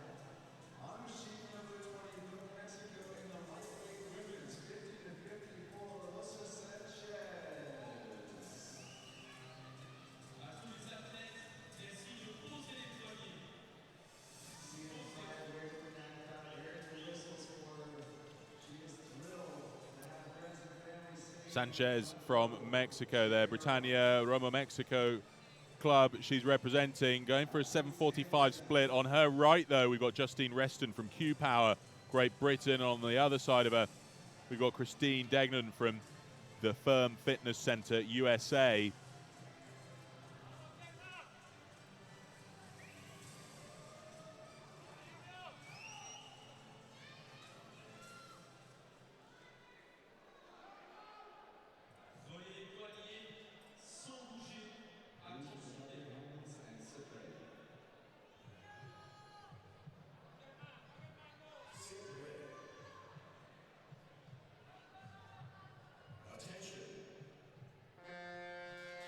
Here we go then.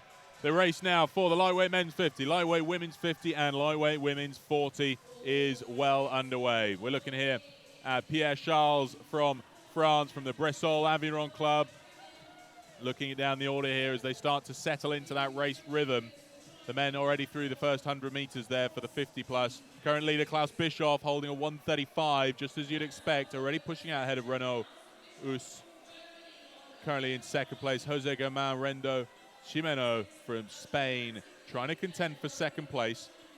With the women's, lightweight women's 50, Christine Degnan from the USA out in front ahead of Casale Nicoletta for Italy. And then the lightweight women's 40, Benedicta Dagnan for France out in front ahead of Linda Bredel and Heidi Viles. That's the 1, 2, 3 for the lightweight women's 40. Emilio Juan Garcia Gonzalez on ergo number 47, currently back in 9th place, but moving up the order. In fact, just as I say, he jumps from 9th up to 6th. An impressive performance there as we come up through 350 meters in. Field starting to spread out. Klaus Bischoff still holding at a 1:38. This is him on the screen now. Very impressive start for him through the first 500 meters. He's already 15 meters ahead of the Spaniard, Rendo Ximeno. Will he be able to hold on to this? He's targeting a 6:30 time overall, so he'll need to hold that split around 1:39, 1:40 if he's going to be on track for that. Arnel Hosket leading the 50 to 54 lightweight women's. Not by much though. Justine Reston from Great Britain, hot on her heels, starting to move through now. Not much separating them.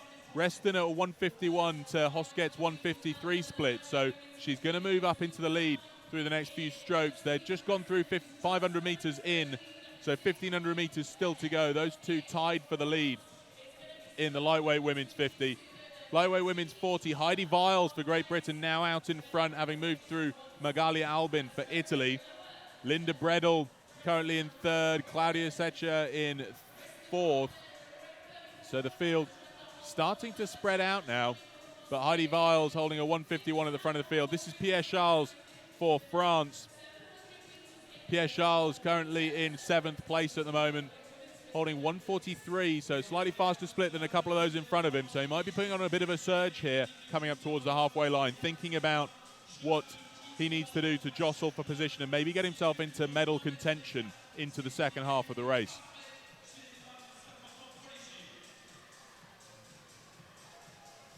But Klaus Bischoff in this lightweight men's 50 category is just pulling out further and further ahead of the field. He's now holding a 1:38 split. This is him here, holding a 1:38 at 31 strokes a minute. He's just passing the 1,000 meters now, and it's a good margin he's holding out ahead of Rendo Ximeno. So I think Klaus is looking good for the win, but he'll be gunning for that target that he set for himself, a 6:30. Bear in mind the world best time for this age category is 6:25. So if he manages to hold well below 1:40, he might be on target for that. We'll have to see how things go. Justine Reston for Great Britain, centre of this picture here, currently leading the lightweight women's 50 ahead of Arnel Hosket on the right of that picture, currently in second. Nothing separates them, though. It's only a hair's breadth as they come through the 1,000 meter mark. So they're pretty much dead level. Both at 32 strokes a minute. They're pretty much stroke for stroke. If anything, Reston just has slightly greater emphasis. We see her split ticking ever so slightly below 1:52 once in a while, which is starting to earn her the lead. Bischoff, though, nothing's going to catch this man. He's nearly 50 meters ahead of Sebastian Kogiuc for France. We come up with 700 meters left to go, and Bischoff still holding 1:38s, 1:39s into the last 750. Now back to the lightweight women's 50. These two still absolutely level. Pain starting to show on Reston's face as we come into the last 750. Will that open the door for Hosket to move through and try to take advantage? Hosket looking for a 725 to Reston's 720. Justine Reston here representing Q Power from Great Britain. Hosket here representing Port Marly Rowing Club, France. They're pretty much level, just under a meter separating them both. I think Reston can sense Hosket moving through, so she's putting in a bit of a push here. Her split tipping it over into 150. And that's pushed her up back into the lead again. Not by much, though, with over 500 meters left. With the lightweight women's 40, Heidi Viles still out in front, 30 meters in the lead. Here, though, we can see that Simon Amery has made a big push. Holding 141, he's lifted his rhythm up to 35 strokes a minute. This is his push. He's seen that final 500-meter marker, almost looking to himself. You can see him talking. It's like he's saying, come on, with every single stroke. That is some grit and determination. He's only 3 meters ahead of the Frenchman, Kogiuch, and we'll have to see whether he can maintain that. 250 meters left for Bischoff. Pain starting to show here, but Amery, 36 strokes a minute. Was that a quick wave, or was that him wiping some sweat off his brow? 137 for Bischoff. He's well into this finishing sprint now then. We'll see what that means for his final time. Nobody's going to catch him at this rate. Here are the lightweight women's 40. Heidi Viles leading here with a 152 split. She's got 40 meters up on Magali Albin on the left of this picture. Albin still holding 155s, 156s. They're coming up to the last 250, but the race is on for the men. It's all about the lightweight men's 50. Last few stroke, Bischoff is coming up to the line. Is he going to break that record? Bischoff coming up to the line here. Last couple of strokes for him, 70 meters advantage. And there he's done his sub 6:30 by 1.1 seconds. He is chuffed to bits with that. Simon Amery coming up to the line for second. He's going to hold on to silver medal for Great Britain, but just ahead of Kogiuch. He's done it. Sebastian Kogiuch comes in for third place in the bronze medal ahead of Jose German Rendo Chimeno and Frederic Boad. What a race from these two. Gold and silver. Simon Amery came back out of nowhere. Now to the lightweight women's 50. They're into the last 50 meters. Justine Reston is still out in front, but Hosket putting everything in to try and close in. I think Reston's just going to cling on to it up to the line here, holding a 145 split. She's really pushed the envelope there into the last 100 meters. A solid sprint finish. Positions looking pretty locked in now as we see Reston cross the line for the win. A 7:23.5. Hosket takes silver, and Degnan for the USA takes third. Heidi Viles for Great Britain's won the lightweight women's 40. 7:24.8 ahead of Magali Albin with a 7:36. And third place in the lightweight women's 40, Linda Bredel for France. Claudia Secher for Germany in fourth. This is Heidi Viles, victor in the lightweight women's 40 with her time as 7:24.8.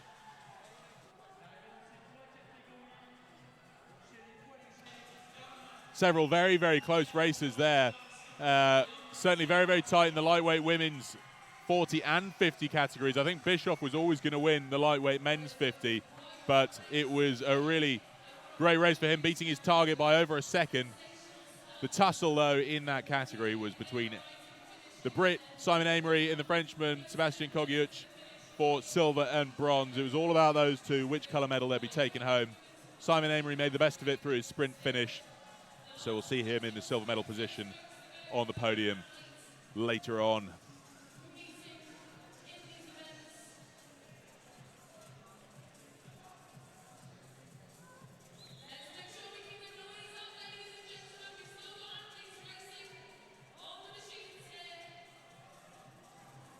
Last couple of athletes coming in now to close out race number 27 in our 2 days of racing here in Paris at the Stade Pierre de Coubertin for the 2020 World Rowing Indoor Championships. Next race on the course will be the 40s divisions for the men's 40 to 49 and the women's 40 to 49.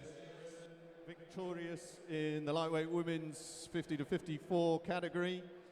Not quite the time we saw from you at the British Championships, Justine, but I know you've had a little bit of a cold recently. How did that race go for you? That's the first time I've actually raced. Normally I just shut my eyes and go, and today I had to keep an eye on the screen because Armel was like so close. I'm just made up. I'm made up to have won and made it here after being so ill.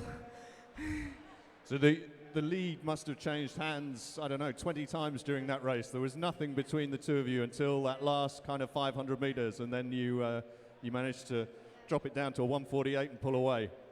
Well, yeah, well matched. Armel did well because she's had a poorly back, so she's done really well.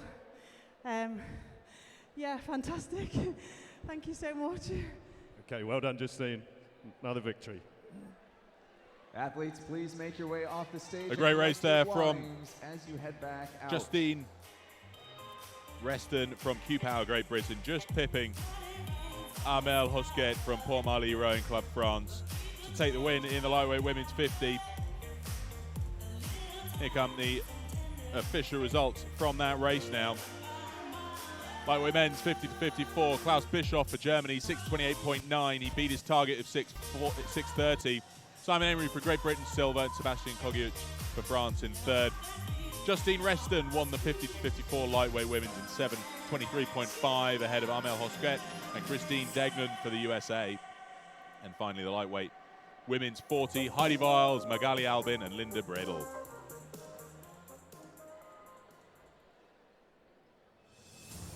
We're moving quickly on to the next race then, the Masters Women 40 to 49 and the Masters Men 40 to 49. Another big field here. A great and large entry from the women's 40 category, nearly double the size of the men's 40 entries here for this year. Our age category has We've got Fiona Gaffney. So now we have a 9-year gap here for both ergo number men and 22, women. we saw Sean Gaffney race yesterday. Impressive athlete, both from the sub-7 club. Claire Drew here from Great Britain from the Royal Navy. We've got Monica Hernandez from the Britannia Roma Mexico club as well. We really do see some of the best nationality representation numbers when it comes to the women's 40 category. Alessandra Blotto from Italy's Candia. Know that you're in the stands. Now's your time to give them a shout, give them a wave. In this, we've also got for Greece on ergo number 17, Georgia Peramazzi. You can see her on the left of the screen there in the lineup. She's on ergo number 17, one of the hot seats. She won the 500-meter sprint yesterday. So we'll see whether that translates into the 2K. She's going for a 7:05. She's targeting the fastest time out of all of the women in the 40s category. Taking a look at some of our athletes directly in front of me right now on machine from the men's side. 17. Most aspirational here, Fabienne Tenent Carvalho from France and Sebastian Stroker from Germany, both looking for 7:15 times here. Category, decisively taking that victory. Coming back again, so we'll see how for the 2K. They fared today. Get a two-peat here. Again, alongside Georgia Peramazzi. That's Georgia Peramazzi on the screen there. On her left, we've got Annabelle Carbert, the CrossFit Sweet Track, Great Britain. These two were sat in those ergs yesterday when they raced alongside each other for 500. The distance is now quadrupled. They're going for 2K. Annabelle Carbert looking for 7 minutes 10. Peramazzi looking for 7:05. So those two will have a tight tussle. Certainly not out of contention. Victoria Starr from the Guildford Rowing Club, Great Britain, just on the right of Peramazzi. She's looking for 7:12. So between those three, we may have our 1, 2, 3, but we've frequently been surprised by all of the athletes out there. Here is Eliska Andelova on ergo 24. She's here representing the Now's your time to start picking your Czech Republic favorites. from Smichov Rowing Club.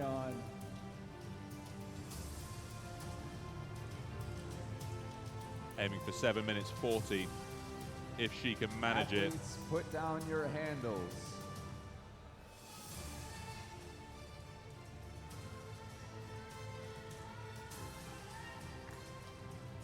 Christina Kovacs from the Vancouver Rowing Club. Aiming for 8:20. Handles are down.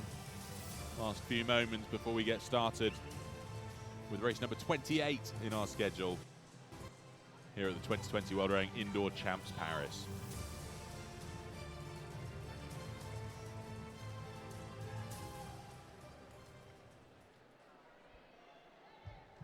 Athletes, pick up your handles and sit ready. Prenez les poignées. Attention aux consignes de départ. Sit ready. Attention.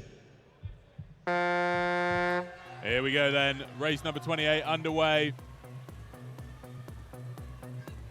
Great poise there from Eliska Andalova from the Czech Republic. 40 to 49 Let's see how they're all faring as the and a lot of numbers start moving around on our screen here. It's a huge entry in the women's 40 category. Who sits in one of these middle ergos We've got on the front 55 row. entries all out there at the same time. Christina Kovacs from Canada, I mentioned a moment ago on the screen, but these center screen there, these are going to be the fastest. Peramazzi leading at the moment.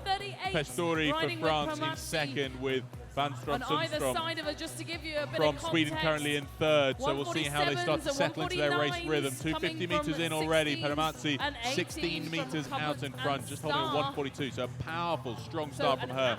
Carbot currently riding in fourth place. For the Greek. Be interesting to see how they settle into their rhythm. Carbot's faster pace now starting to show itself.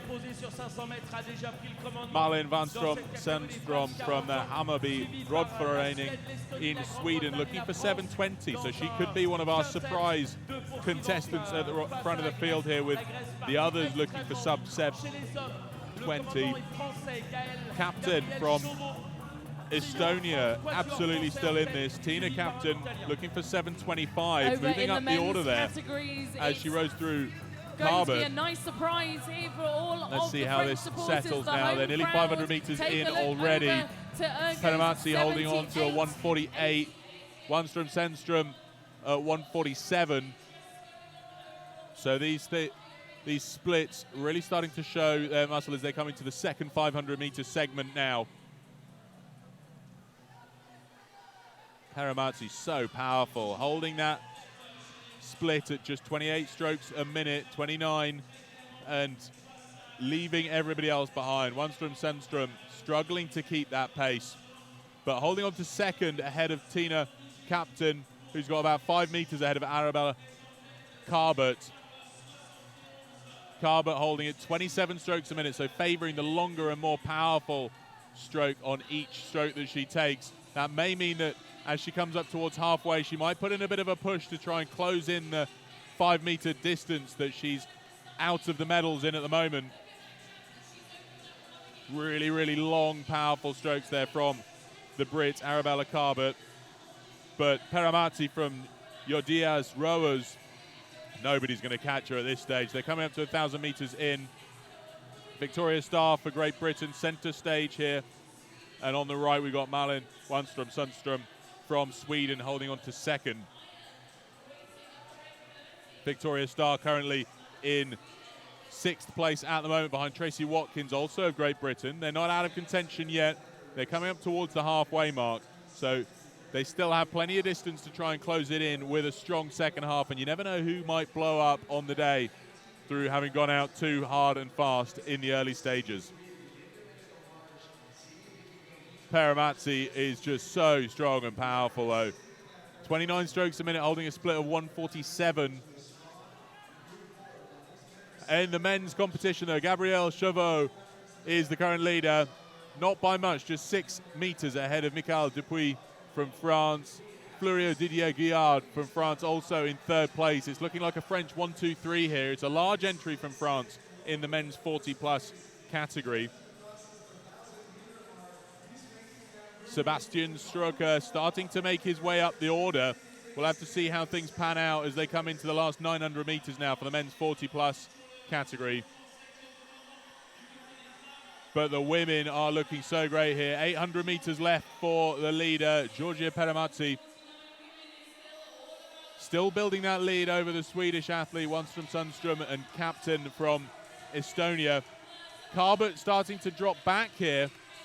I think we might have had an issue there. Her split's just blown out entirely. She's dropped back to a 2-minute split.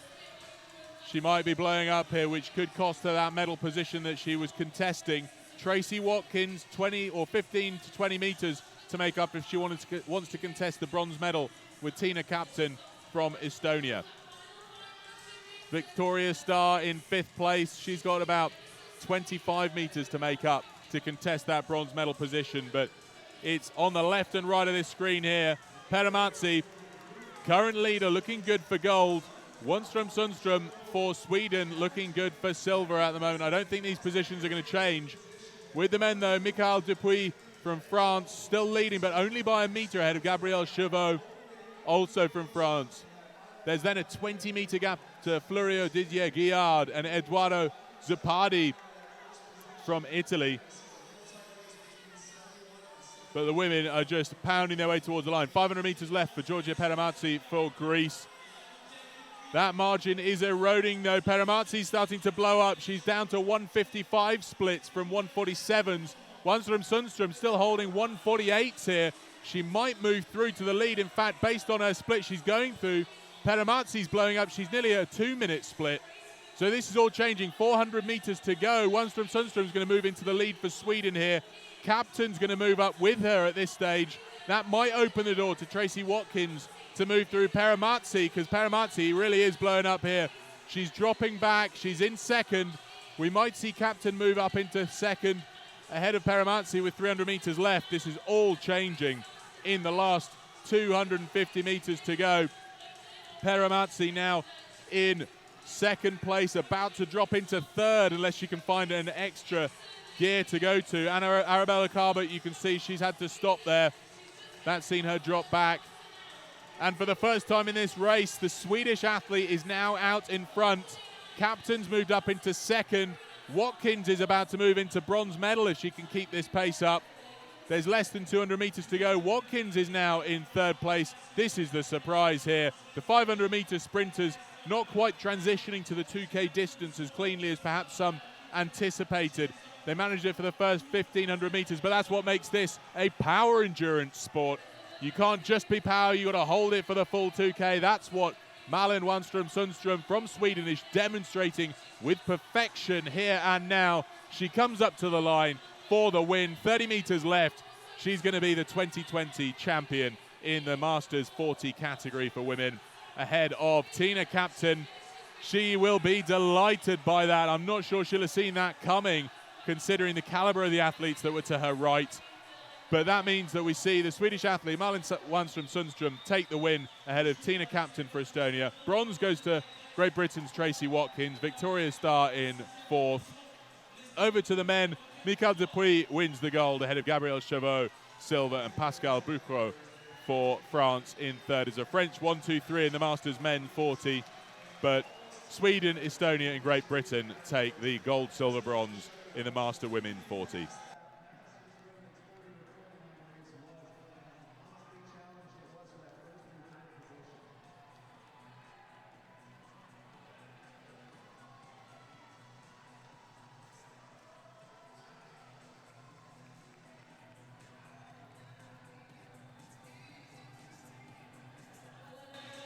Final athletes still coming up to the line. You can see here it's tough work to cover the 2K distance, and it was a big field of 55-odd athletes taking part. Delight there from Sonia Ubiali from the rowing club Cus Bergamo, Italy, as she crosses the line. She managed 35th place in the world for her age group. Last few strokes for the remaining 8 athletes to come into the line for this 28th race of competition.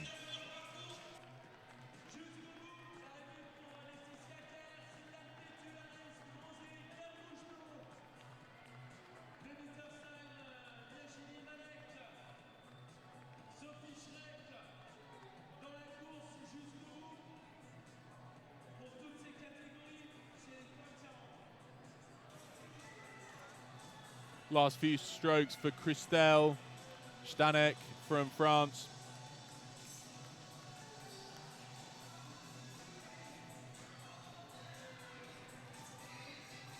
And Sophie Schreck, also from France, ahead of Mercedes of Spain. That will close out the women's 40 category. From Sweden down on the floor with me after collapsing after that race. Malin, world champion. That must feel pretty good. You went off really hard in that race, but the Greek lady was still ahead of you, and you had to be patient and gradually reel her in. How did it go? I'm really surprised. I'm really surprised. I thought I wouldn't even be on the podium. So, 1 year of really hard work just to spend 7 minutes on the floor here. Well, 7 minutes that ultimately ends with you having the gold medal around your neck, so that must feel pretty good. Yes, I'm really, really happy. Thank you. Thank you. Okay, thank you and congratulations. Well done. Surprise and delight on the face of Malin Wanström Sundström from the Hammarby Roddförening of Sweden.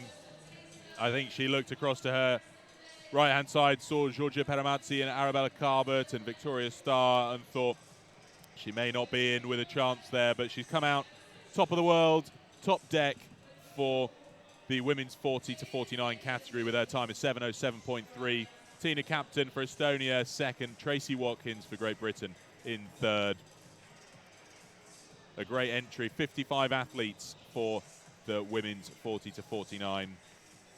30 athletes in the men's 40 to 49.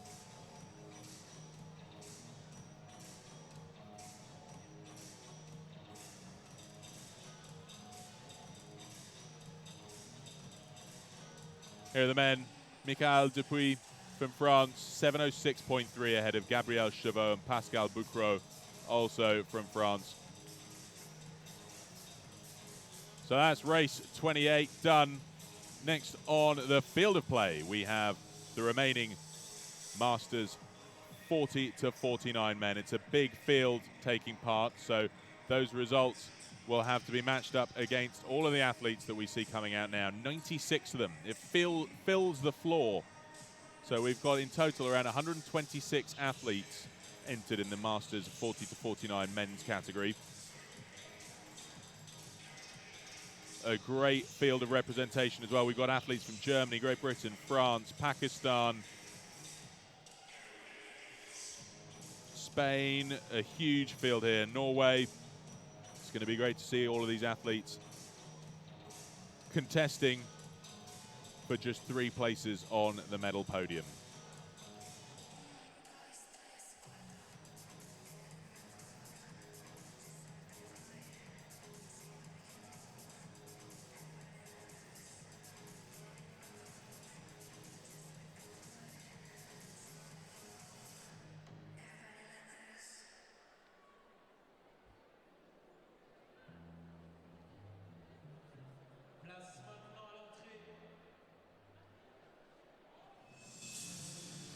Here's that next race now, the Masters 40 to 49 2,000 meter race.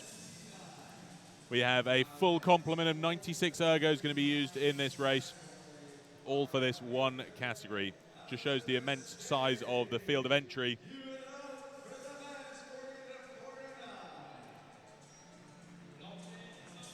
Pavel Shurmay from the Sub-7 club, here representing Belarus. He's the world record holder at 5:47.8. Beaten yesterday, but his rival's not racing the 2K, so let's see if he can make amends for that. He was beaten yesterday in the 500 meters, so let's see if he can make amends for that now. He's racing the 2K. 5:47 is the world best time today. He's targeting a 5:55. He's the only one out there targeting a sub-6 minute time.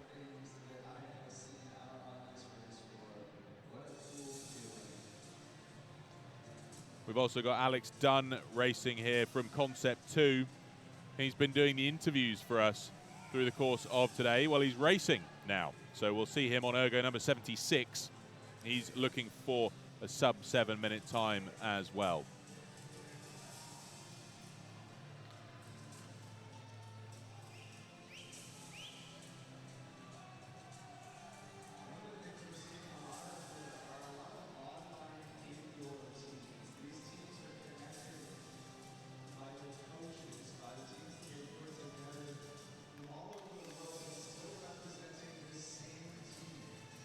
So if we look at the hottest competition for Pavel Shurmay on the ergos in front of us, Pavel Shurmay looking for a sub-6 minute.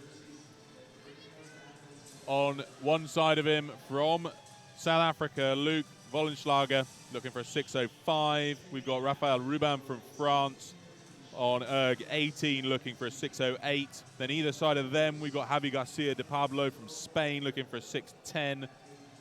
James Saxton from the Royal Air Force Great Britain looking for a 6:10 as well. Christian Seeling from Concept 2 Germany looking for a 6:10. So there's a number of athletes here, at least 6 of them, all going to be within 10 seconds of each other if they're on their target pace. That's going to make it tough work for us to assess who's out in front, but I think most eyes are going to be on Pavel Shermet, this man here, center stage, to see whether he can do that sub 6 minutes and get close to his 6:47.8 world best time.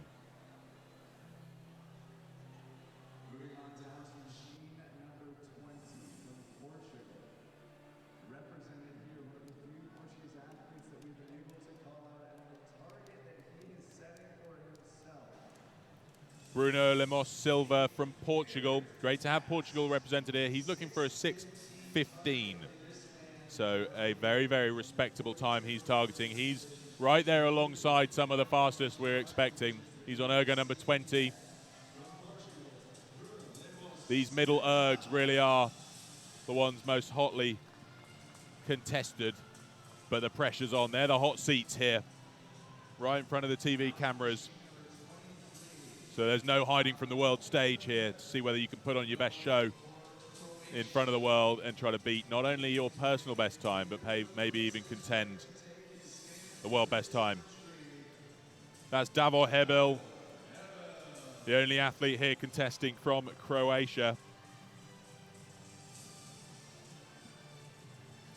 On ergo number 23, and alongside him, Ewan Roth from the CrossFit and Forum Flyers Club, France.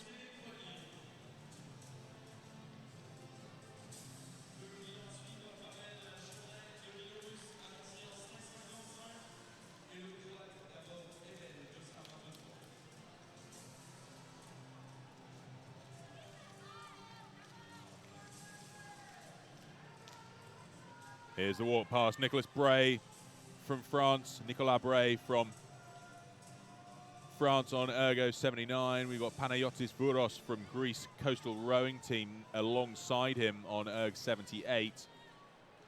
Vincent Roca also from France. Then we've got Alex Dunn, not quite in his seat just yet, so hopefully we'll see him take his place in a moment. He's been doing some interviews for us right up until the last possible moment.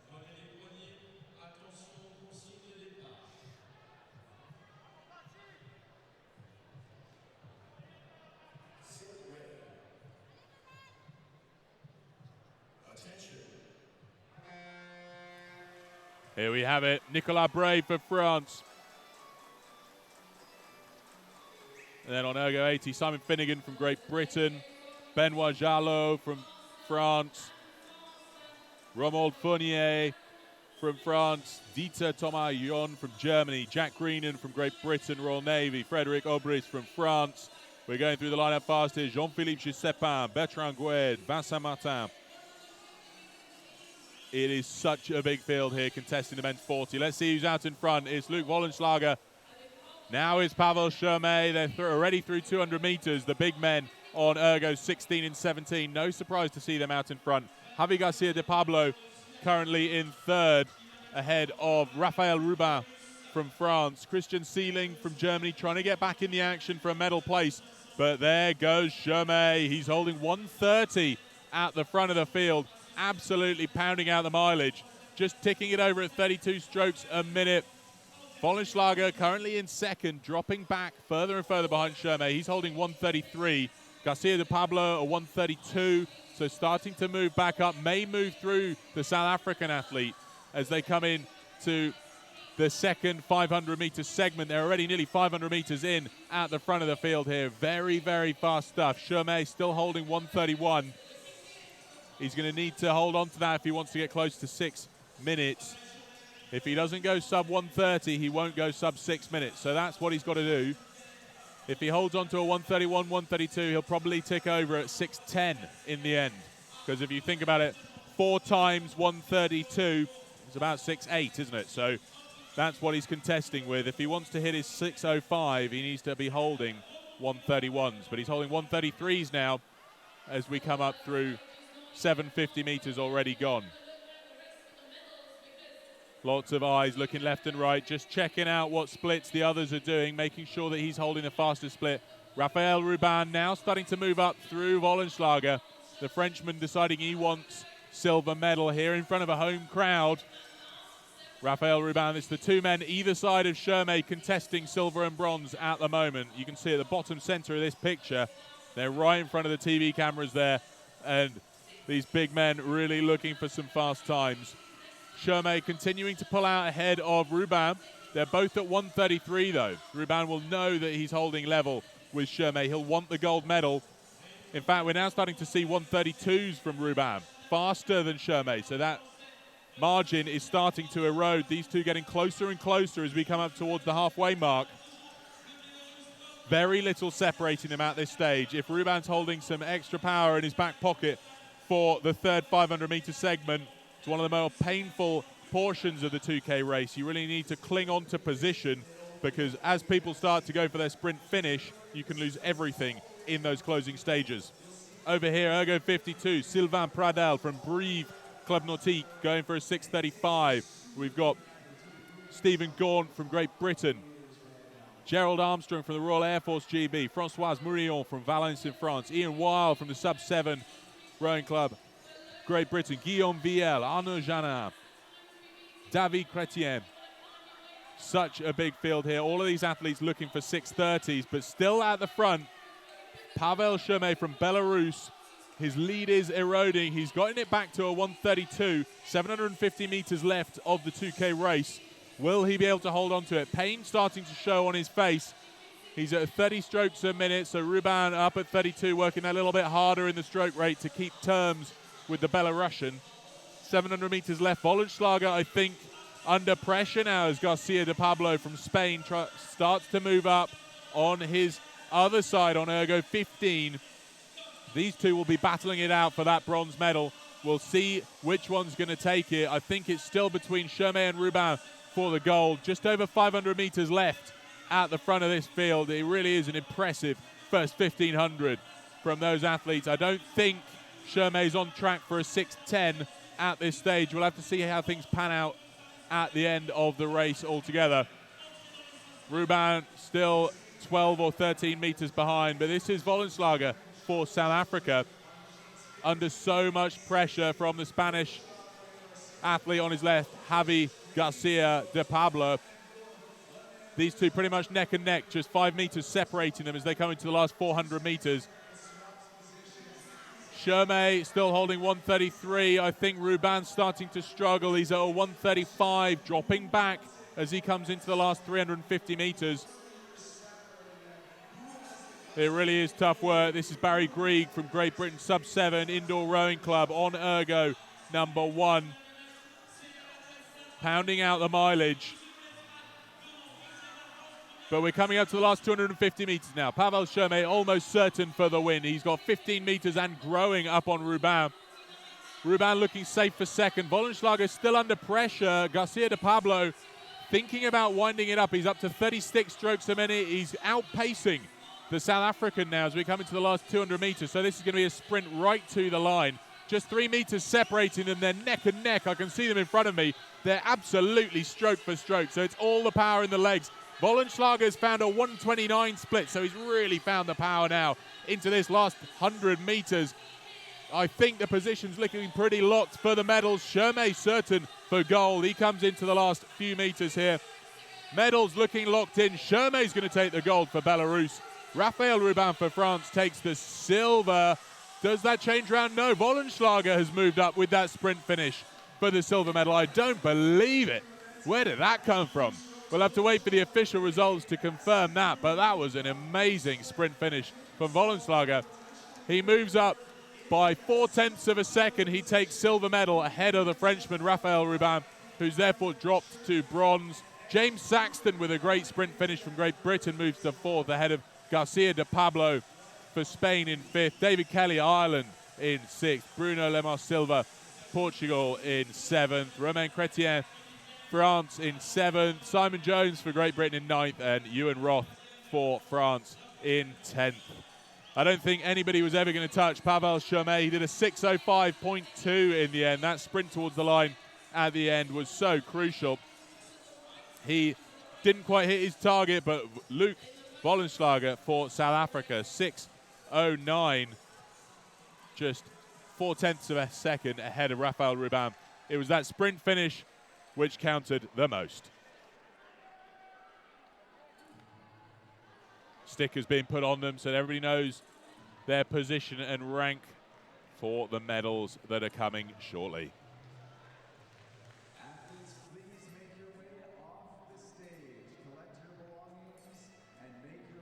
We were due to have Alex Dunn racing in that race, but clearly interview duties got the better of his entry. So let's hear from him as he comes to talk to Pavel and Luc.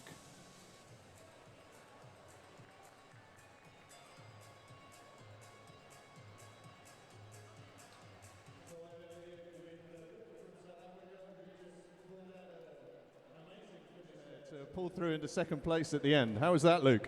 Well, it was good. I kept it out until the last 200 and just did 20 strokes and I was done. With about 500 to go, you must have been pretty worried. There was a real bunch and you were starting to get overhauled. I saw the fourth guy coming up. I didn't even know I came second after we finished, so I was just trying to stay away from the guy behind me. And a quick word from Pavel. Pavel, one more medal for you. Congratulations. That was hard work. Very hard, very hard. I have breaking 6 minutes. Only sorry. Hard row, hard race. Maybe yesterday 500 meters. Small. Well, congratulations. One more victory, 6:05.2. We just switched. Raphaël Rubin, quelques mots.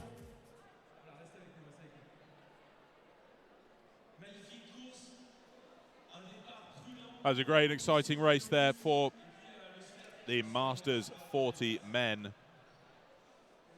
Some very big and fast times. It's always exciting when you're tinkering in and around the 6 minute mark to just see whether people can go sub 6.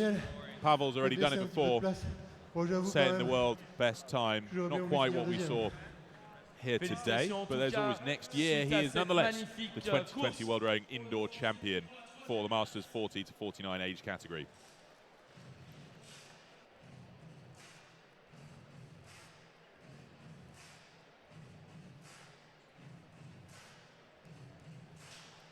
There's the official results. Pavel Chomet, Belarus, 6:05.2. Luc Wollenslager for South Africa, 6:09.6. And Raphael Rubin for France with the bronze medal with 6:10 flat. The atmosphere here at the Stade Pierre de Coubertin really starting to grow as the seats are filling up. We get towards lunchtime. I think people hotly anticipating the open categories shortly after lunch. We've also got the juniors on between now and lunchtime. So there's still a huge amount to look forward to in today's program of racing. And then, of course, later on this evening, we get into the mixed and team relays. So a new and exciting format to follow as we see them sprinting it out as team efforts on the ergs. Next race on the course, though, it's the lightweight women's 30 to 39, lightweight men's 40,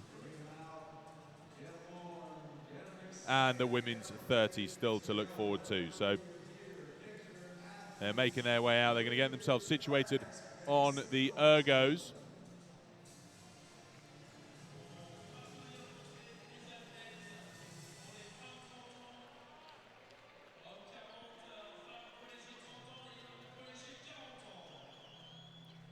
Great to see Malta represented here in this race. Claire Samut targeting 8 minutes. Be marvelous if she might just dip below that 8 minute mark here. Also from Malta, Michelle Valla-Wood, an avid triathlete, now contesting on the indoor rowing machine. And then in the lightweight men's 40, we have Olympic champion Yves Hocquet from France, gold medalist in the lightweight men's 4 in Sydney in the year 2000. And then Matthias Schumann Fink from Germany, 2009 world champion in the lightweight men's 4. He's going for a 6:22 target today.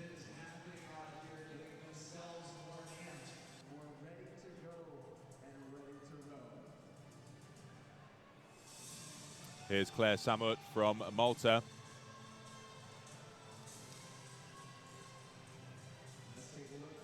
Claire Samut looking for an 8-minute time, as I mentioned earlier. Her fellow countrywoman, Michelle Vella-Wood, looking for an 8:20.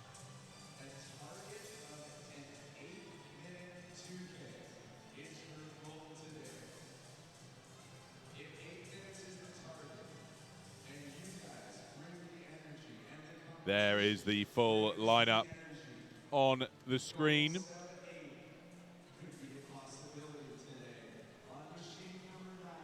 Three athletes contesting one of the categories there for the women's 30.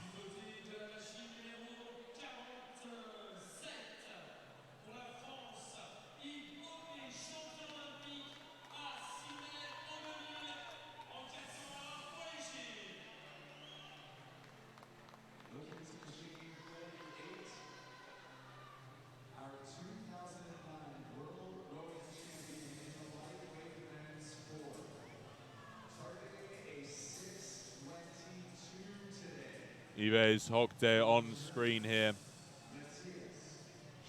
The year 2000 Sydney Olympic Games Olympic champion gold medalist from that lightweight men's 4. Here's Saeed Raiba on ergo number 49. Coached by Saeed, looking for 6:13 time. Being impressive feat for lightweight men's 40. Alongside him, David Iglesias Albisu from Kaiku, Spain, looking for a 6:26. There's Michelle Vella-Wood from Malta. Alongside her, Milena Lucia from Italy's Idat Mantova club.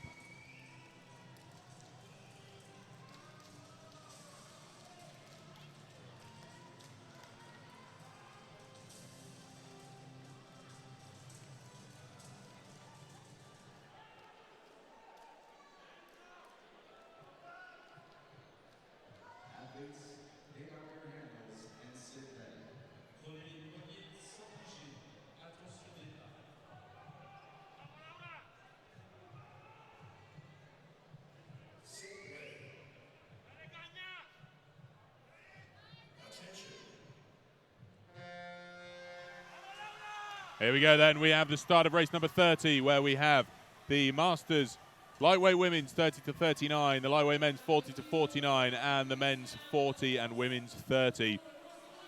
A lot going on out there on the field, but we see here the current leader changing around a fair bit as Matthias Schumann-Fink for Concept 2 Team Germany takes the lead, tussling it about a little bit with David Beck for France. But Schumann-Fink still holding 135 coming up towards 200 meters in, eager to establish himself with the early lead. The lightweight women, Sarita Christina Hansen out in front. She's on ergo number 17, so you'd expect as much, almost 5 meters ahead of Malvina Tritz from Poland, currently in second, and Veronique Couvreur from France, now moving up into second, just ahead of the pole. So these three athletes front and center stage here for the lightweight women's 30-39. In the men's 40, Cedric Savona out in front, holding a 156 ahead of Benoit Ario, currently in second, and Stefan Amor in third. And as the camera pans along this front row here, this is Couvreur and Trit tussling it out for second and third. Trit just dropping back as Sophie Debocage moves up into third. And then on the right of this picture in the black singlet, that's Sarita Christina Hansen, currently leading this field, not by much, 10 meters ahead of Couvreur.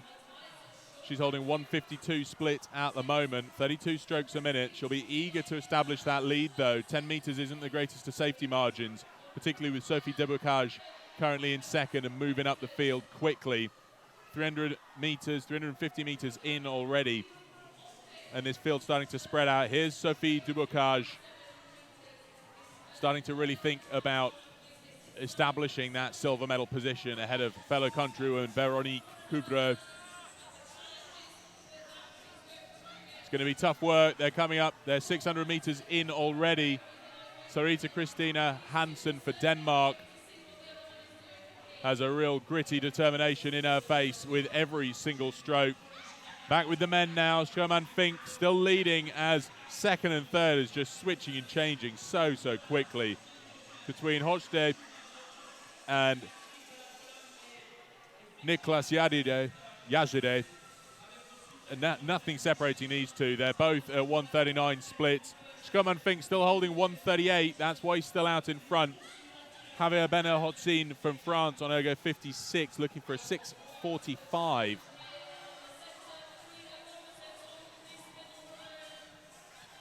But the race really is at the front of the field. Sherman Fink still holding 10 meters at the front of this Masters 40 to 49 lightweight men's category. But there's nothing separating Yves Hochdet and Niklas Yazide. Both from France. They're both at 139. Niklas Yazide at 35 strokes a minute. Hochdet 32. So there is a difference in the rating there.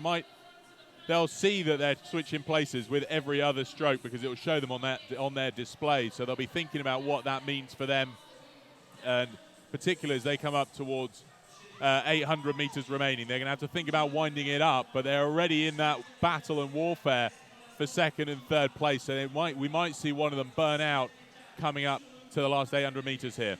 Sarita Christina Hansen comfortably leading now, over 20 meters up on Sophie Debocage, who's pretty much tied with Malvina Tritt, who's getting back in the action now as she moves up into third, overhauling Véronique Coubertin. But this leader here, I can't see anybody catching her. 900 meters left in the women's lightweight 30 to 39 category. Véronique Coubertin, Sophie Debocage, Malvina Tritt, all level, second, third, and fourth. Nothing separating them except their rating. Coubertin up at 32, the other two down at 29. So it'll be interesting to see how they settle that coming into this last 750 meters as the men come up to 600 meters left to go. Sherman Fink, 138, starting to wind it up for the sprint finish now, up over 38 strokes a minute, so the pressure really is on. But here is Malvina Tritt for Poland, desperately trying to cling on to Véronique Coubertin and Sophie Debocage. There's only 1 meter separating the three of them coming up towards the last 500 meters. They're so close. Coubertin, a quick look at Tritt's display, just wants to see what split she's pulling. So Coubertin's pumped it up. She's gone to a 152 now. So that's what she needed. She needed to see what Tritt was pulling. Now with Yves Hochdet and Matthias Sherman Fink and Niklas Yazide, these three leading the lightweight men's 40. Here we go. Nothing separating Coubertin and Tritt. 3 meters. Coubertin starting to try and establish. 500 meters left to go. And it really is quite exciting, this second and third place behind Christina Hansen. Nobody's going to catch her now because she's continuing to pull away. She's just holding a 152, 153 split and growing that margin. With the men, though, Yazide and Hochdet, it looks as though Niklas Yazide has made the best of that battle for silver. Will he be able to haul in Matthias Sherman Fink? It's going to be really tight to the line there. Just 9 meters separating them. Yazide's gone up to 40 strokes a minute to try and do it, but we see the German respond. Splits going down to 137 to make sure that that margin doesn't erode into this last 100 meters. The sprint really is on here. Yves Hochdet under pressure as well for that bronze medal as Thomas Lecuir for France moves up the order and is level for the bronze medal position. 250 meters remain for Véronique Coubertin for France. She will hold on to silver medal behind the Danish athlete Sarita Christina Hansen. Sherman Fink takes the gold in the men's lightweight 40 to 49, 6:30.3 ahead of Nicolas Yazideh in silver, and Thomas Lecuyer takes bronze, just 0.8 of a second ahead of Yves Hockday. That's the 1, 2, 3. An impressive sprint to the line from all of those athletes. But back to the women now. Just 100 meters left for Sarita Christina Hansen, who's still holding 23 meters out on Veronique Coubertin and Sophie Dubocage. They're really hitting that wall of pain now. Last few strokes, and Sarita Christina Hansen, look at that face and grit and determination. With a 152 split, she crosses the line for the win there with 7:26.5. She's world champion, the lightweight women's 30 to 39 age category. Veronique Coubertin takes silver ahead of Sophie Dubocage, also from France, for bronze. Malwina Tritt for Poland takes fourth, and that's the 1, 2, 3, 4 in the lightweight women's 40 plus. Over to the men's 40. Cedric Savona takes the gold medal position there ahead of Benoit.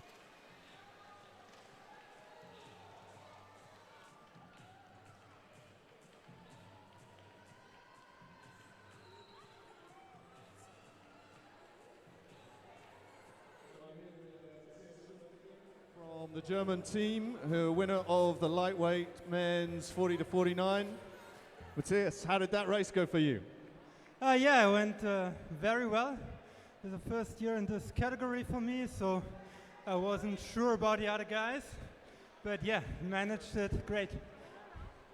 Just the wrong side of 6:30. Was that a particular target for you, that last couple of hundred? I saw you step on the gas and try and pull it down under.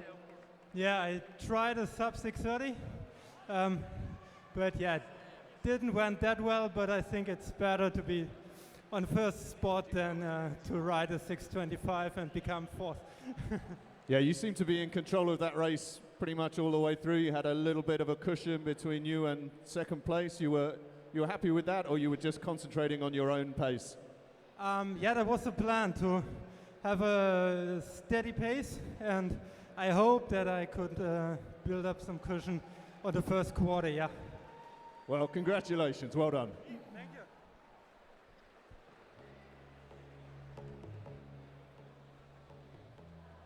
Well, I'm here with the winner of the women's lightweight 30 to 39, and I'm here with Sarita Christina Hansen. You had no one next to you for all of that race. How did you manage that? I kept to my race plan, actually, so that was what I did. Yeah. And did you feel that everything went to plan from that? It went, at least the first half went according to plan. And obviously I could feel the race from yesterday in my legs, so, but I had a rough third 500, and then I managed to pick up the speed back ahead. And do you think that 2K is your preferred distance over the 500 from yesterday? Well, they're completely different, but the 2K is tougher because you have to sit in the pain for quite some amount of time, so I don't know. Well, look, well done again. Congratulations, and go and rest. Great performance from Sarita Christina Hansen from the Faroe Islands in Denmark, taking the win in the lightweight women's 40 to 49 age category. She did it in style, led right from the start all the way to the line. Next up then, we're moving on to the 30 years old age categories. 30 to 39, we have the lightweight men's 30 to 39 and the women's 30 to 39. So paces will start picking up as we get into these younger categories before the lunch break.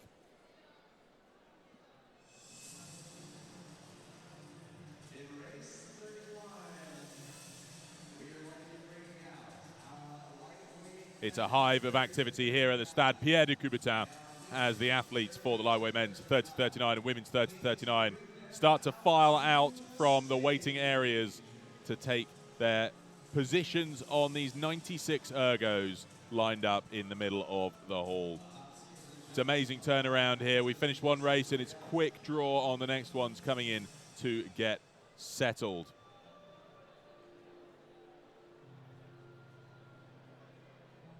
Some high caliber taking part here as well. Frank Solferosi from France competed at the 2016 Olympic Games in Rio, where he's a bronze medalist in the lightweight men's 4.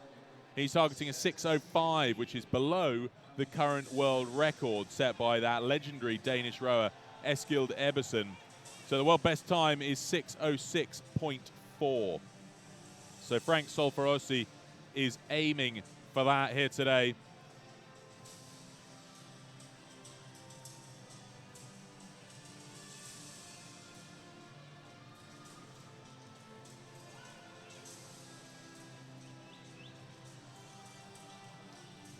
Although it may appear that he's not shown up, which would be a disaster, because that would have been something quite worth witnessing. However, he's not at his ergo, which might be a little bit of a worry for us later on. On ergo number 16, though, we've got Michal Kvoyenink of the English Rowing Club in Russia, St. Petersburg. He's aiming for a time of 6:15 flat. Alongside him, Alonso Damian from the Raballera Rowing Club in Spain, aiming for 6:22. So the Russian athlete, Michal Kvoyenok, for the English Rowing Club, St. Petersburg, Russia, aiming for the fastest time of those projected today. Nathan O'Reilly from the MAD team, Indoor Rowing Club, Great Britain, is on ergo number 18, aiming for a 6:22. That's him there. We'll see what he manages to set down here today. And then in the women's 30, we've got Nina Tolking and Anna Möller, both German, here on ergos 56 and 57, both aiming for either 6:47 or 6:48. So I'm expecting that that's going to be the real battle for the win in the women's 30 to 39 category. Nina Tolking for Concept 2 Team Germany, Anna Möller from Engine by Carson Germany. Here's Alonso Damian from the 30 to 39 lightweight men's division. He's going for a 6:22. Here's that German rivalry I mentioned, Anna Möller for Germany on ergo number 57. She's aiming for 6:47. And alongside her, Nina Tolking from the Concept 2 Team Germany, aiming for 6:48. So these two we expect to be neck and neck all the way along. Marie Leneveux from Nantes Club Aviron, alongside her. We frequently see her on the international rowing circuit. She's aiming for a sub-7 as well. And then Pauline Bunard from Toulouse is aiming for a 6:53, just on the right of that picture.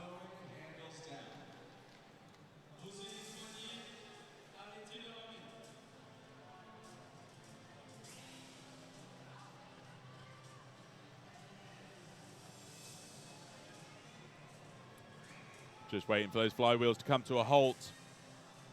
And then our very own Shane Farmer, World Rowing commentator, will ask them all to lift their handles.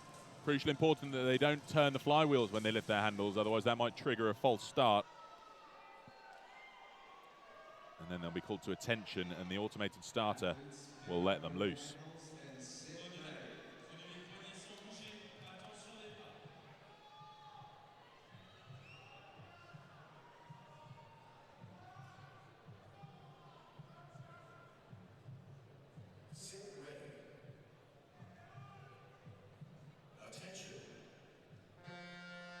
Here we go then, we're underway with race number 31 for the lightweight men's 30 and the women's 30. Beautiful images here from World Rowing Productions, bringing us all the live action right here from the race floor in the Stade Pierre de Coubertin as we get started with the next race on our morning schedule here on day 2 of racing at the World Rowing Indoor Championships for 2020.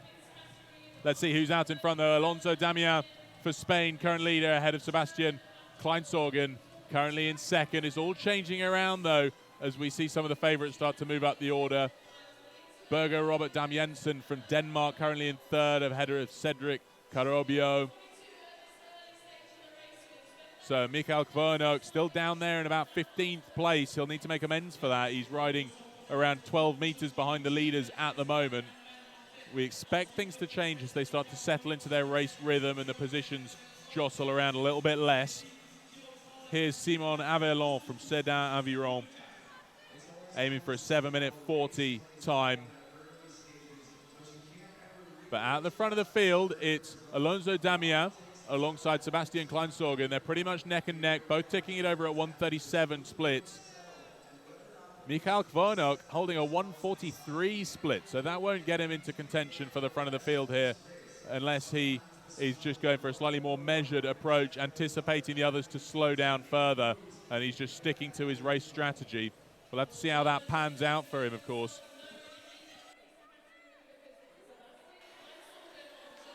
Sebastian Kleinsorgen, Alonso Damian still neck and neck. We can see Sebastian Kleinsorgen on ergo number 13. But now we're looking at the pictures of Ivan Gonzalo Martinez on ergo 36. On 39, that's Roland Poirot from Mittersheim.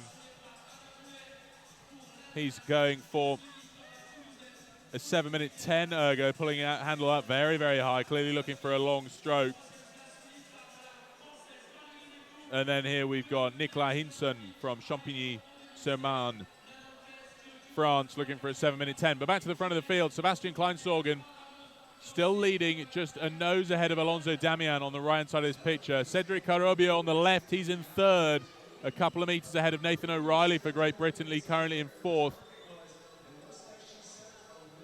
So this is a bit of a surprise. Michael Kvarnok slightly down the order of where we'd expect him to be based on the target that he anticipated, a 6:15. At this pace, he may not make sub 7 minutes, so he's going to have some work to do to pick up the pace to get back onto his target speed. But Sebastian Kleinsorgen out in front now only by 2 meters. Alonso Damian holding a 139, Kleinsorgen at 137s. So we expect that margin to start to grow if Kleinsorgen can hold on to it. They're coming up to 1,000 meters in, so passing the halfway mark already in this 2K race. This is lightweight men's 30 to 39 we're watching. With the women's, that battle from Germany is currently being won by Anna Möller, who's holding a 145, 11 meters ahead of Nina Tolking, and Pauline Bernard, who's 16 meters behind her. This is Sebastian Kleinsorgen, though. 35 strokes a minute. 900 meters remaining of this course, and just 2 meters separating him from the Spaniard, Alonso Damian. Nathan O'Reilly now into third place as he moves up ahead of Cedric Carobio of France. Nathan O'Reilly up at 40 strokes a minute to hold that 138 split. So we'll see whether that enables him to haul in Alonso Damian, who's starting to slow ever so slightly down to a 139 split. But Sebastian Kleinsorgen on the right of this picture, there is just no stopping him. He's still at 137s as he comes up to 700 meters remaining. The battle of the Germans here out the front, where we've got Anna Möller and Nina Tolking absolutely going for it. There's 9 meters separating them. Anna Möller on the right, 9 meters ahead of Tolking on the left. And then just off the right of that picture, Pauline Bernard is on ergo number 58, just alongside Anna Möller. So those three, the front three, Marie-Lenette Vu just off the left in the blue lycra suit, currently riding in fourth place, just out of the medals, but only by 2 or 3 meters. She could well row through her fellow French countrywoman to take that bronze medal place with a solid push. She's holding a 145 split. Bernard up at 148. So the momentum's in favor of Marie-Lenette Vu as it stands at the moment. There's 500 meters remaining, so it's all going to come down to the sprint finish at the end. Back to the men. Sebastian Kleinsorgen still leading, holding a 139. Alonso Damian at 137 could start to move up through the German. I think he's starting to tire here as they come into the last 400 meters. The sprint is on. Nathan O'Reilly just 6 meters out of silver medal position. This is going to come down to the wire. O'Reilly's up at 41 strokes a minute. 350 meters left for these leading three. Carobio not out of it yet either. He's down at 31 strokes per minute, so he might have an extra gear to go to if he can find something in the tank. 250 meters left for them, 350 meters left for the women here, as Anna Möller is just 6 meters now ahead of Tolking. Tolking, quick peek to her left just to check what's going on with the splits. As we come up to the last 250 meters, this is going to come down to the sprint to the line. It is just between these two. Lenette Vu has moved up through Bernard in the last 200 meters to take the bronze medal position, but the gold and silver still up for grabs in both races. Kleinsorgen and Damian are neck and neck. Damian's gone up to 46 strokes a minute. He's split at 136. Kleinsorgen at 135. It's going to come down to the wire between these two. Into the last 100 meters, they're absolutely neck and neck. I can't split them as they come into the last 3 or 4 strokes. Is Kleinsorgen going to hold on to it? What an exciting conclusion for this lightweight men's 30. It's going to come down to the line. We'll wait for the official result. It's so close. I think Kleinsorgen just took it. Back to the women then. Anna Möller and Tolking. It's neck and neck. Result from the men. Kleinsorgen took it by just over a second ahead of Damian. O'Reilly takes bronze. With the women, the sprints. Oh no, look at this. Just a few meters separating them. Anna Möller holding 142 up to the line. She's going to hold on to the gold medal. And she does. She takes the win there ahead of her fellow German countrywoman, Nina Tolking, for silver. Marie-Lynn Hervoux for France takes the bronze. What a great race there. The rivalry of the Germans. Anna Möller, time to the line, 6:51.6. Nina Tolking, 6:54 flat. A great conclusion to the women's 30 to 39 category. Nothing separating them, just a matter of a few meters in both of those races.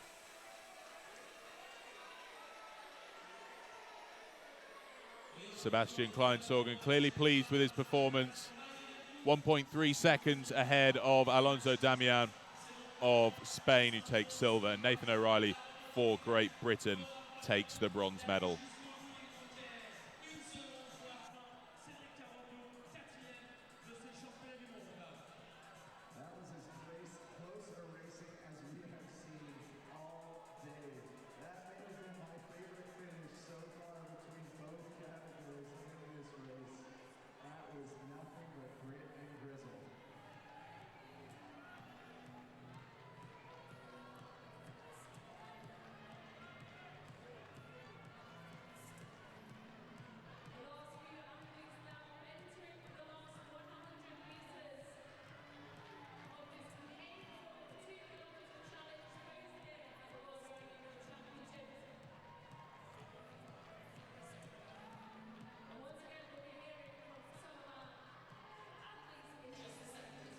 Last few athletes concluding this race number 31 here for the lightweight men's 30 to 39 and women's 30 to 39. In just a moment, we're going to hear from Alex Dunn as he comes to talk to Anna Möller, winner of the women's 30. Of the women's 30 to 39 category. Anna, how did that go? It was a really great race, having both fastest women next to me, and it was so much pressure, but I'm glad I did it. You managed to build up about a 2-second advantage through the early stage of the race, and then you just kind of sat on that and waited for the attacks.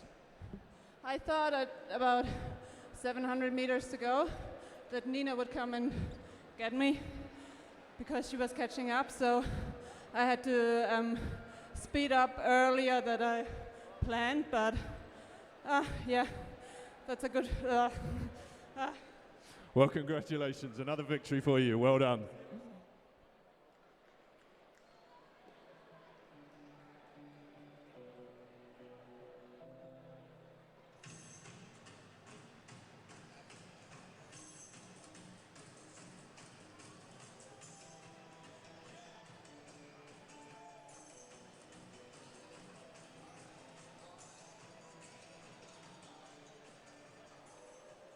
I'm here with Nathan O'Reilly, who just got the bronze medal in that lightweight men's 30 to 39. You had the most incredible sprint. What goes through your mind when you go up to rate 52? Well, a friend of mine, Cormac Follen, is an Irish rower. He kept telling me, don't wait to go, don't wait to go. So I think I went a little bit early in that one, but it put me in the race and helped me through the end. But we always do this thing, the 1K push. You reset, you start again at 1K, crank the rate, and then hold on to the end. And could you see the guys around you? I know that you were congratulating them at the end. Could you see them ahead of you? Yeah, I could see them. I've raced Damian a few times now. I know he's a hard guy, and he won a couple of medals yesterday. So I raced him a few times, and I wanted to do him over, but he got the better of me, so fair play to him. Fair enough. That's what this sport's all about, I guess, isn't it? And look, congratulations again. Thanks very much. Shout out to my boy Jens Voigt. Shut up legs, big inspiration for me and the lads back home. Perfect, thank you.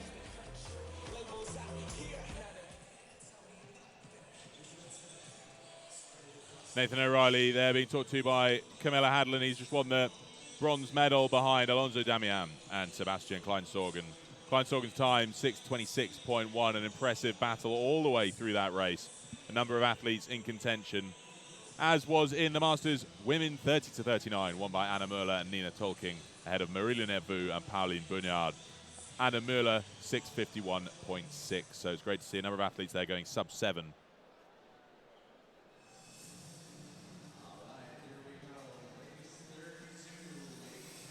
Next race up now then, it's the Masters men, 30-39. It's a big field here, 94 athletes taking part.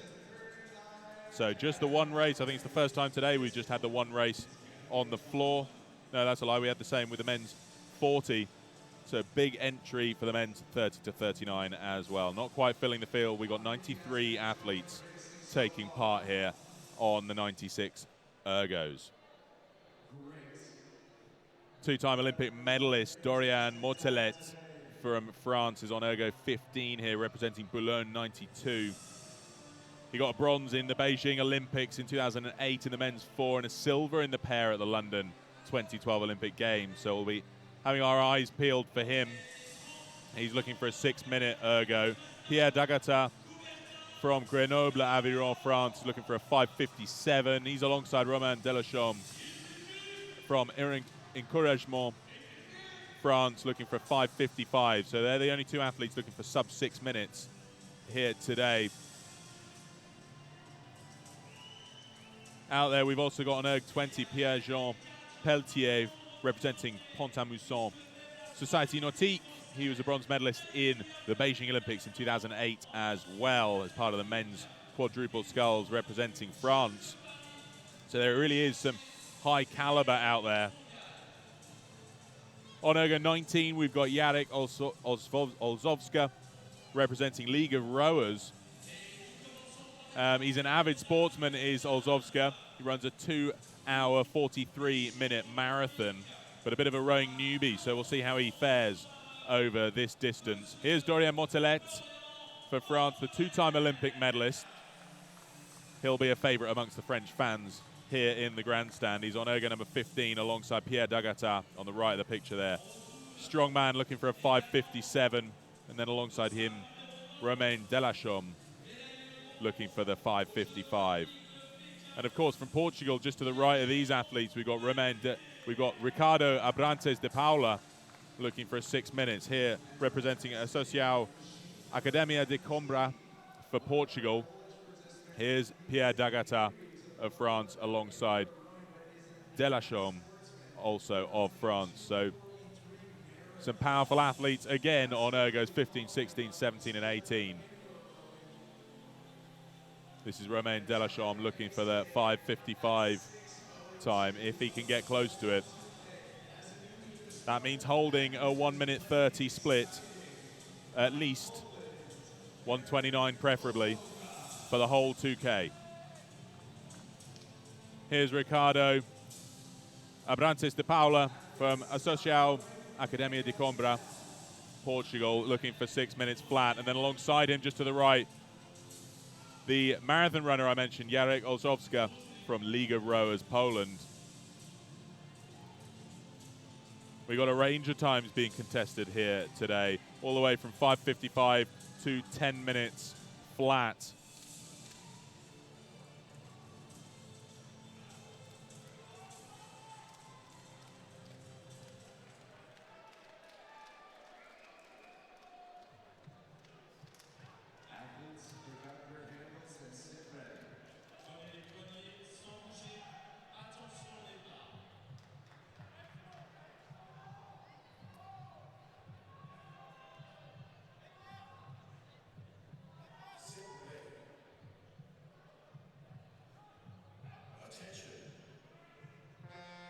Looking here at Lawrence Ross from Row Elite, Great Britain on the near side of this picture. He's going for a 6:25. That'll be a very, very fast ergo if he can manage it.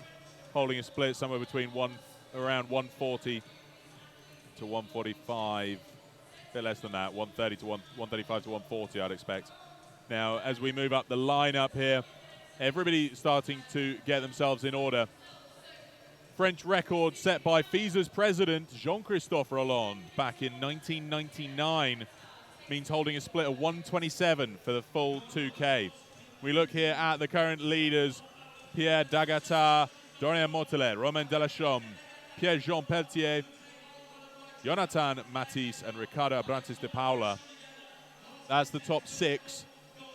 Position still starting to settle. Pierre Dagata now starting to emerge as the leader. 6 meters behind the French record pace set by Jean-Christophe Rolland back in 1999. Romain Delachaume moving up into second position now. He'll be thinking about contesting with the lead behind Pierre Dagata. They're both at 130, 131 splits at the moment. Coming up through towards 500 meters in already. It's been a first 500. Delachaume out in front, but Dagata starting to think about what that means for him as Delachaume is looking for a 5:55. Really, he needs to be holding a sub-130 split to do that. And just as I say, he goes to 129. So he might be starting to think about what this middle 1,000 means for him if he wants to contest, not only for the win here, but for potential French record pace, because the leading 3 at the moment are 3 Frenchmen, Romain Delachaume, Pierre Dagata, Dorian Mortelet. That's the 1, 2, 3. About 8 meters behind, we then got Ricardo Abrantes de Paula looking for 4th place. Delachaume, Dagata, these 2 out in front. Mortelet on the left of this picture starting to get back into it as he moves up into second. Dagata starting to drop back. These leading 2 holding 131s.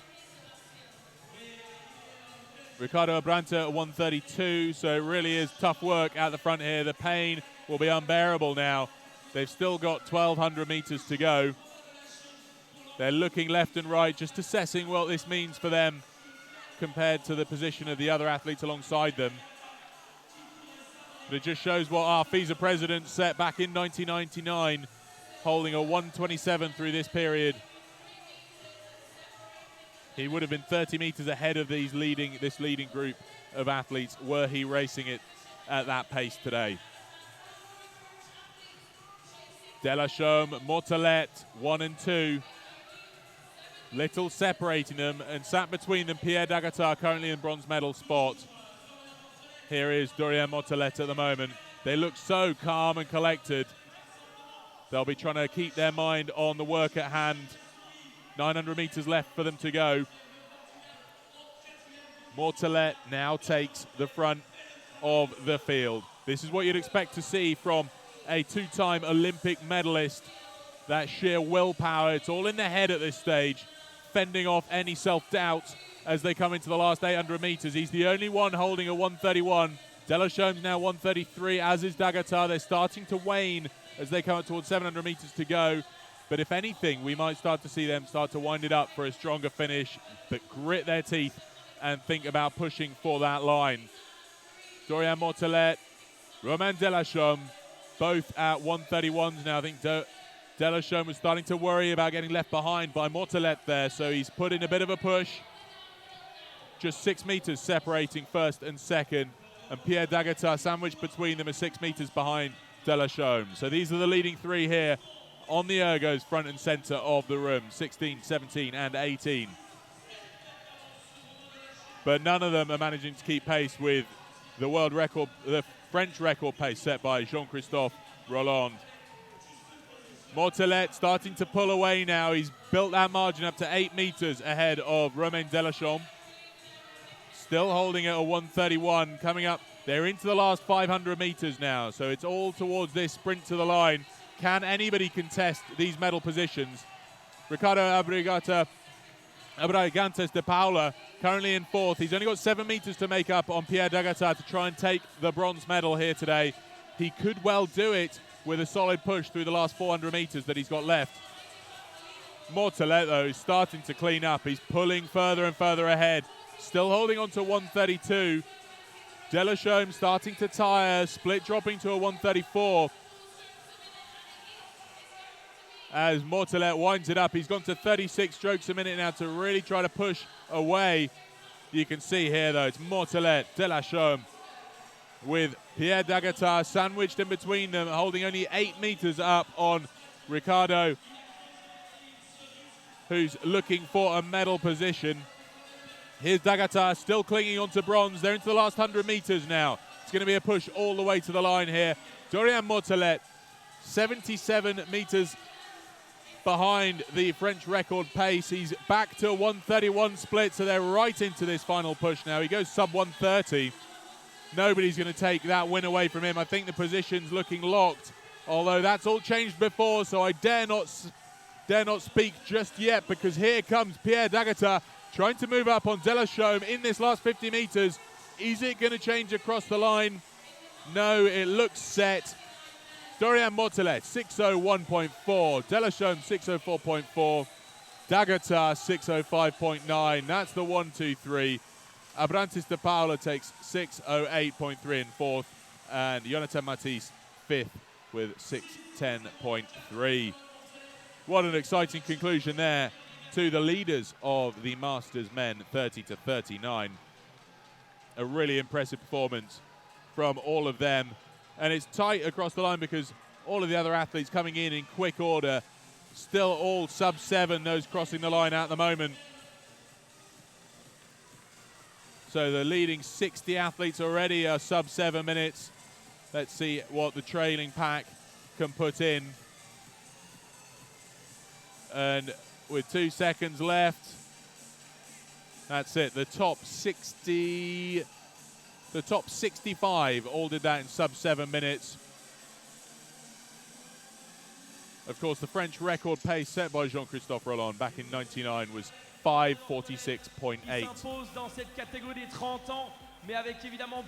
Of course, our French colleagues desperately eager to talk to Dorian Mortelet, two-time Olympic medalist, who's just crowned himself the world champion here in the men's 30 to 39 category. Sur un pas 30-32, je lui dis non, bah, on s'est fait le premier 1000 ensemble à 35-36 bien appuyé.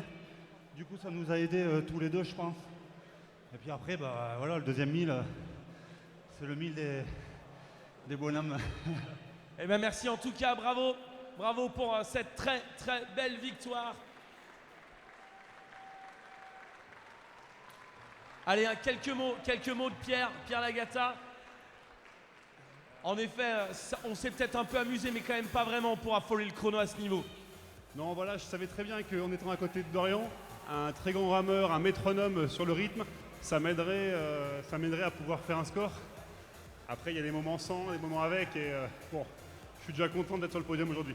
Eh ben en tout cas, bravo Romain Delachaume pour l'aviron grenoblois, deuxième de championnat du monde.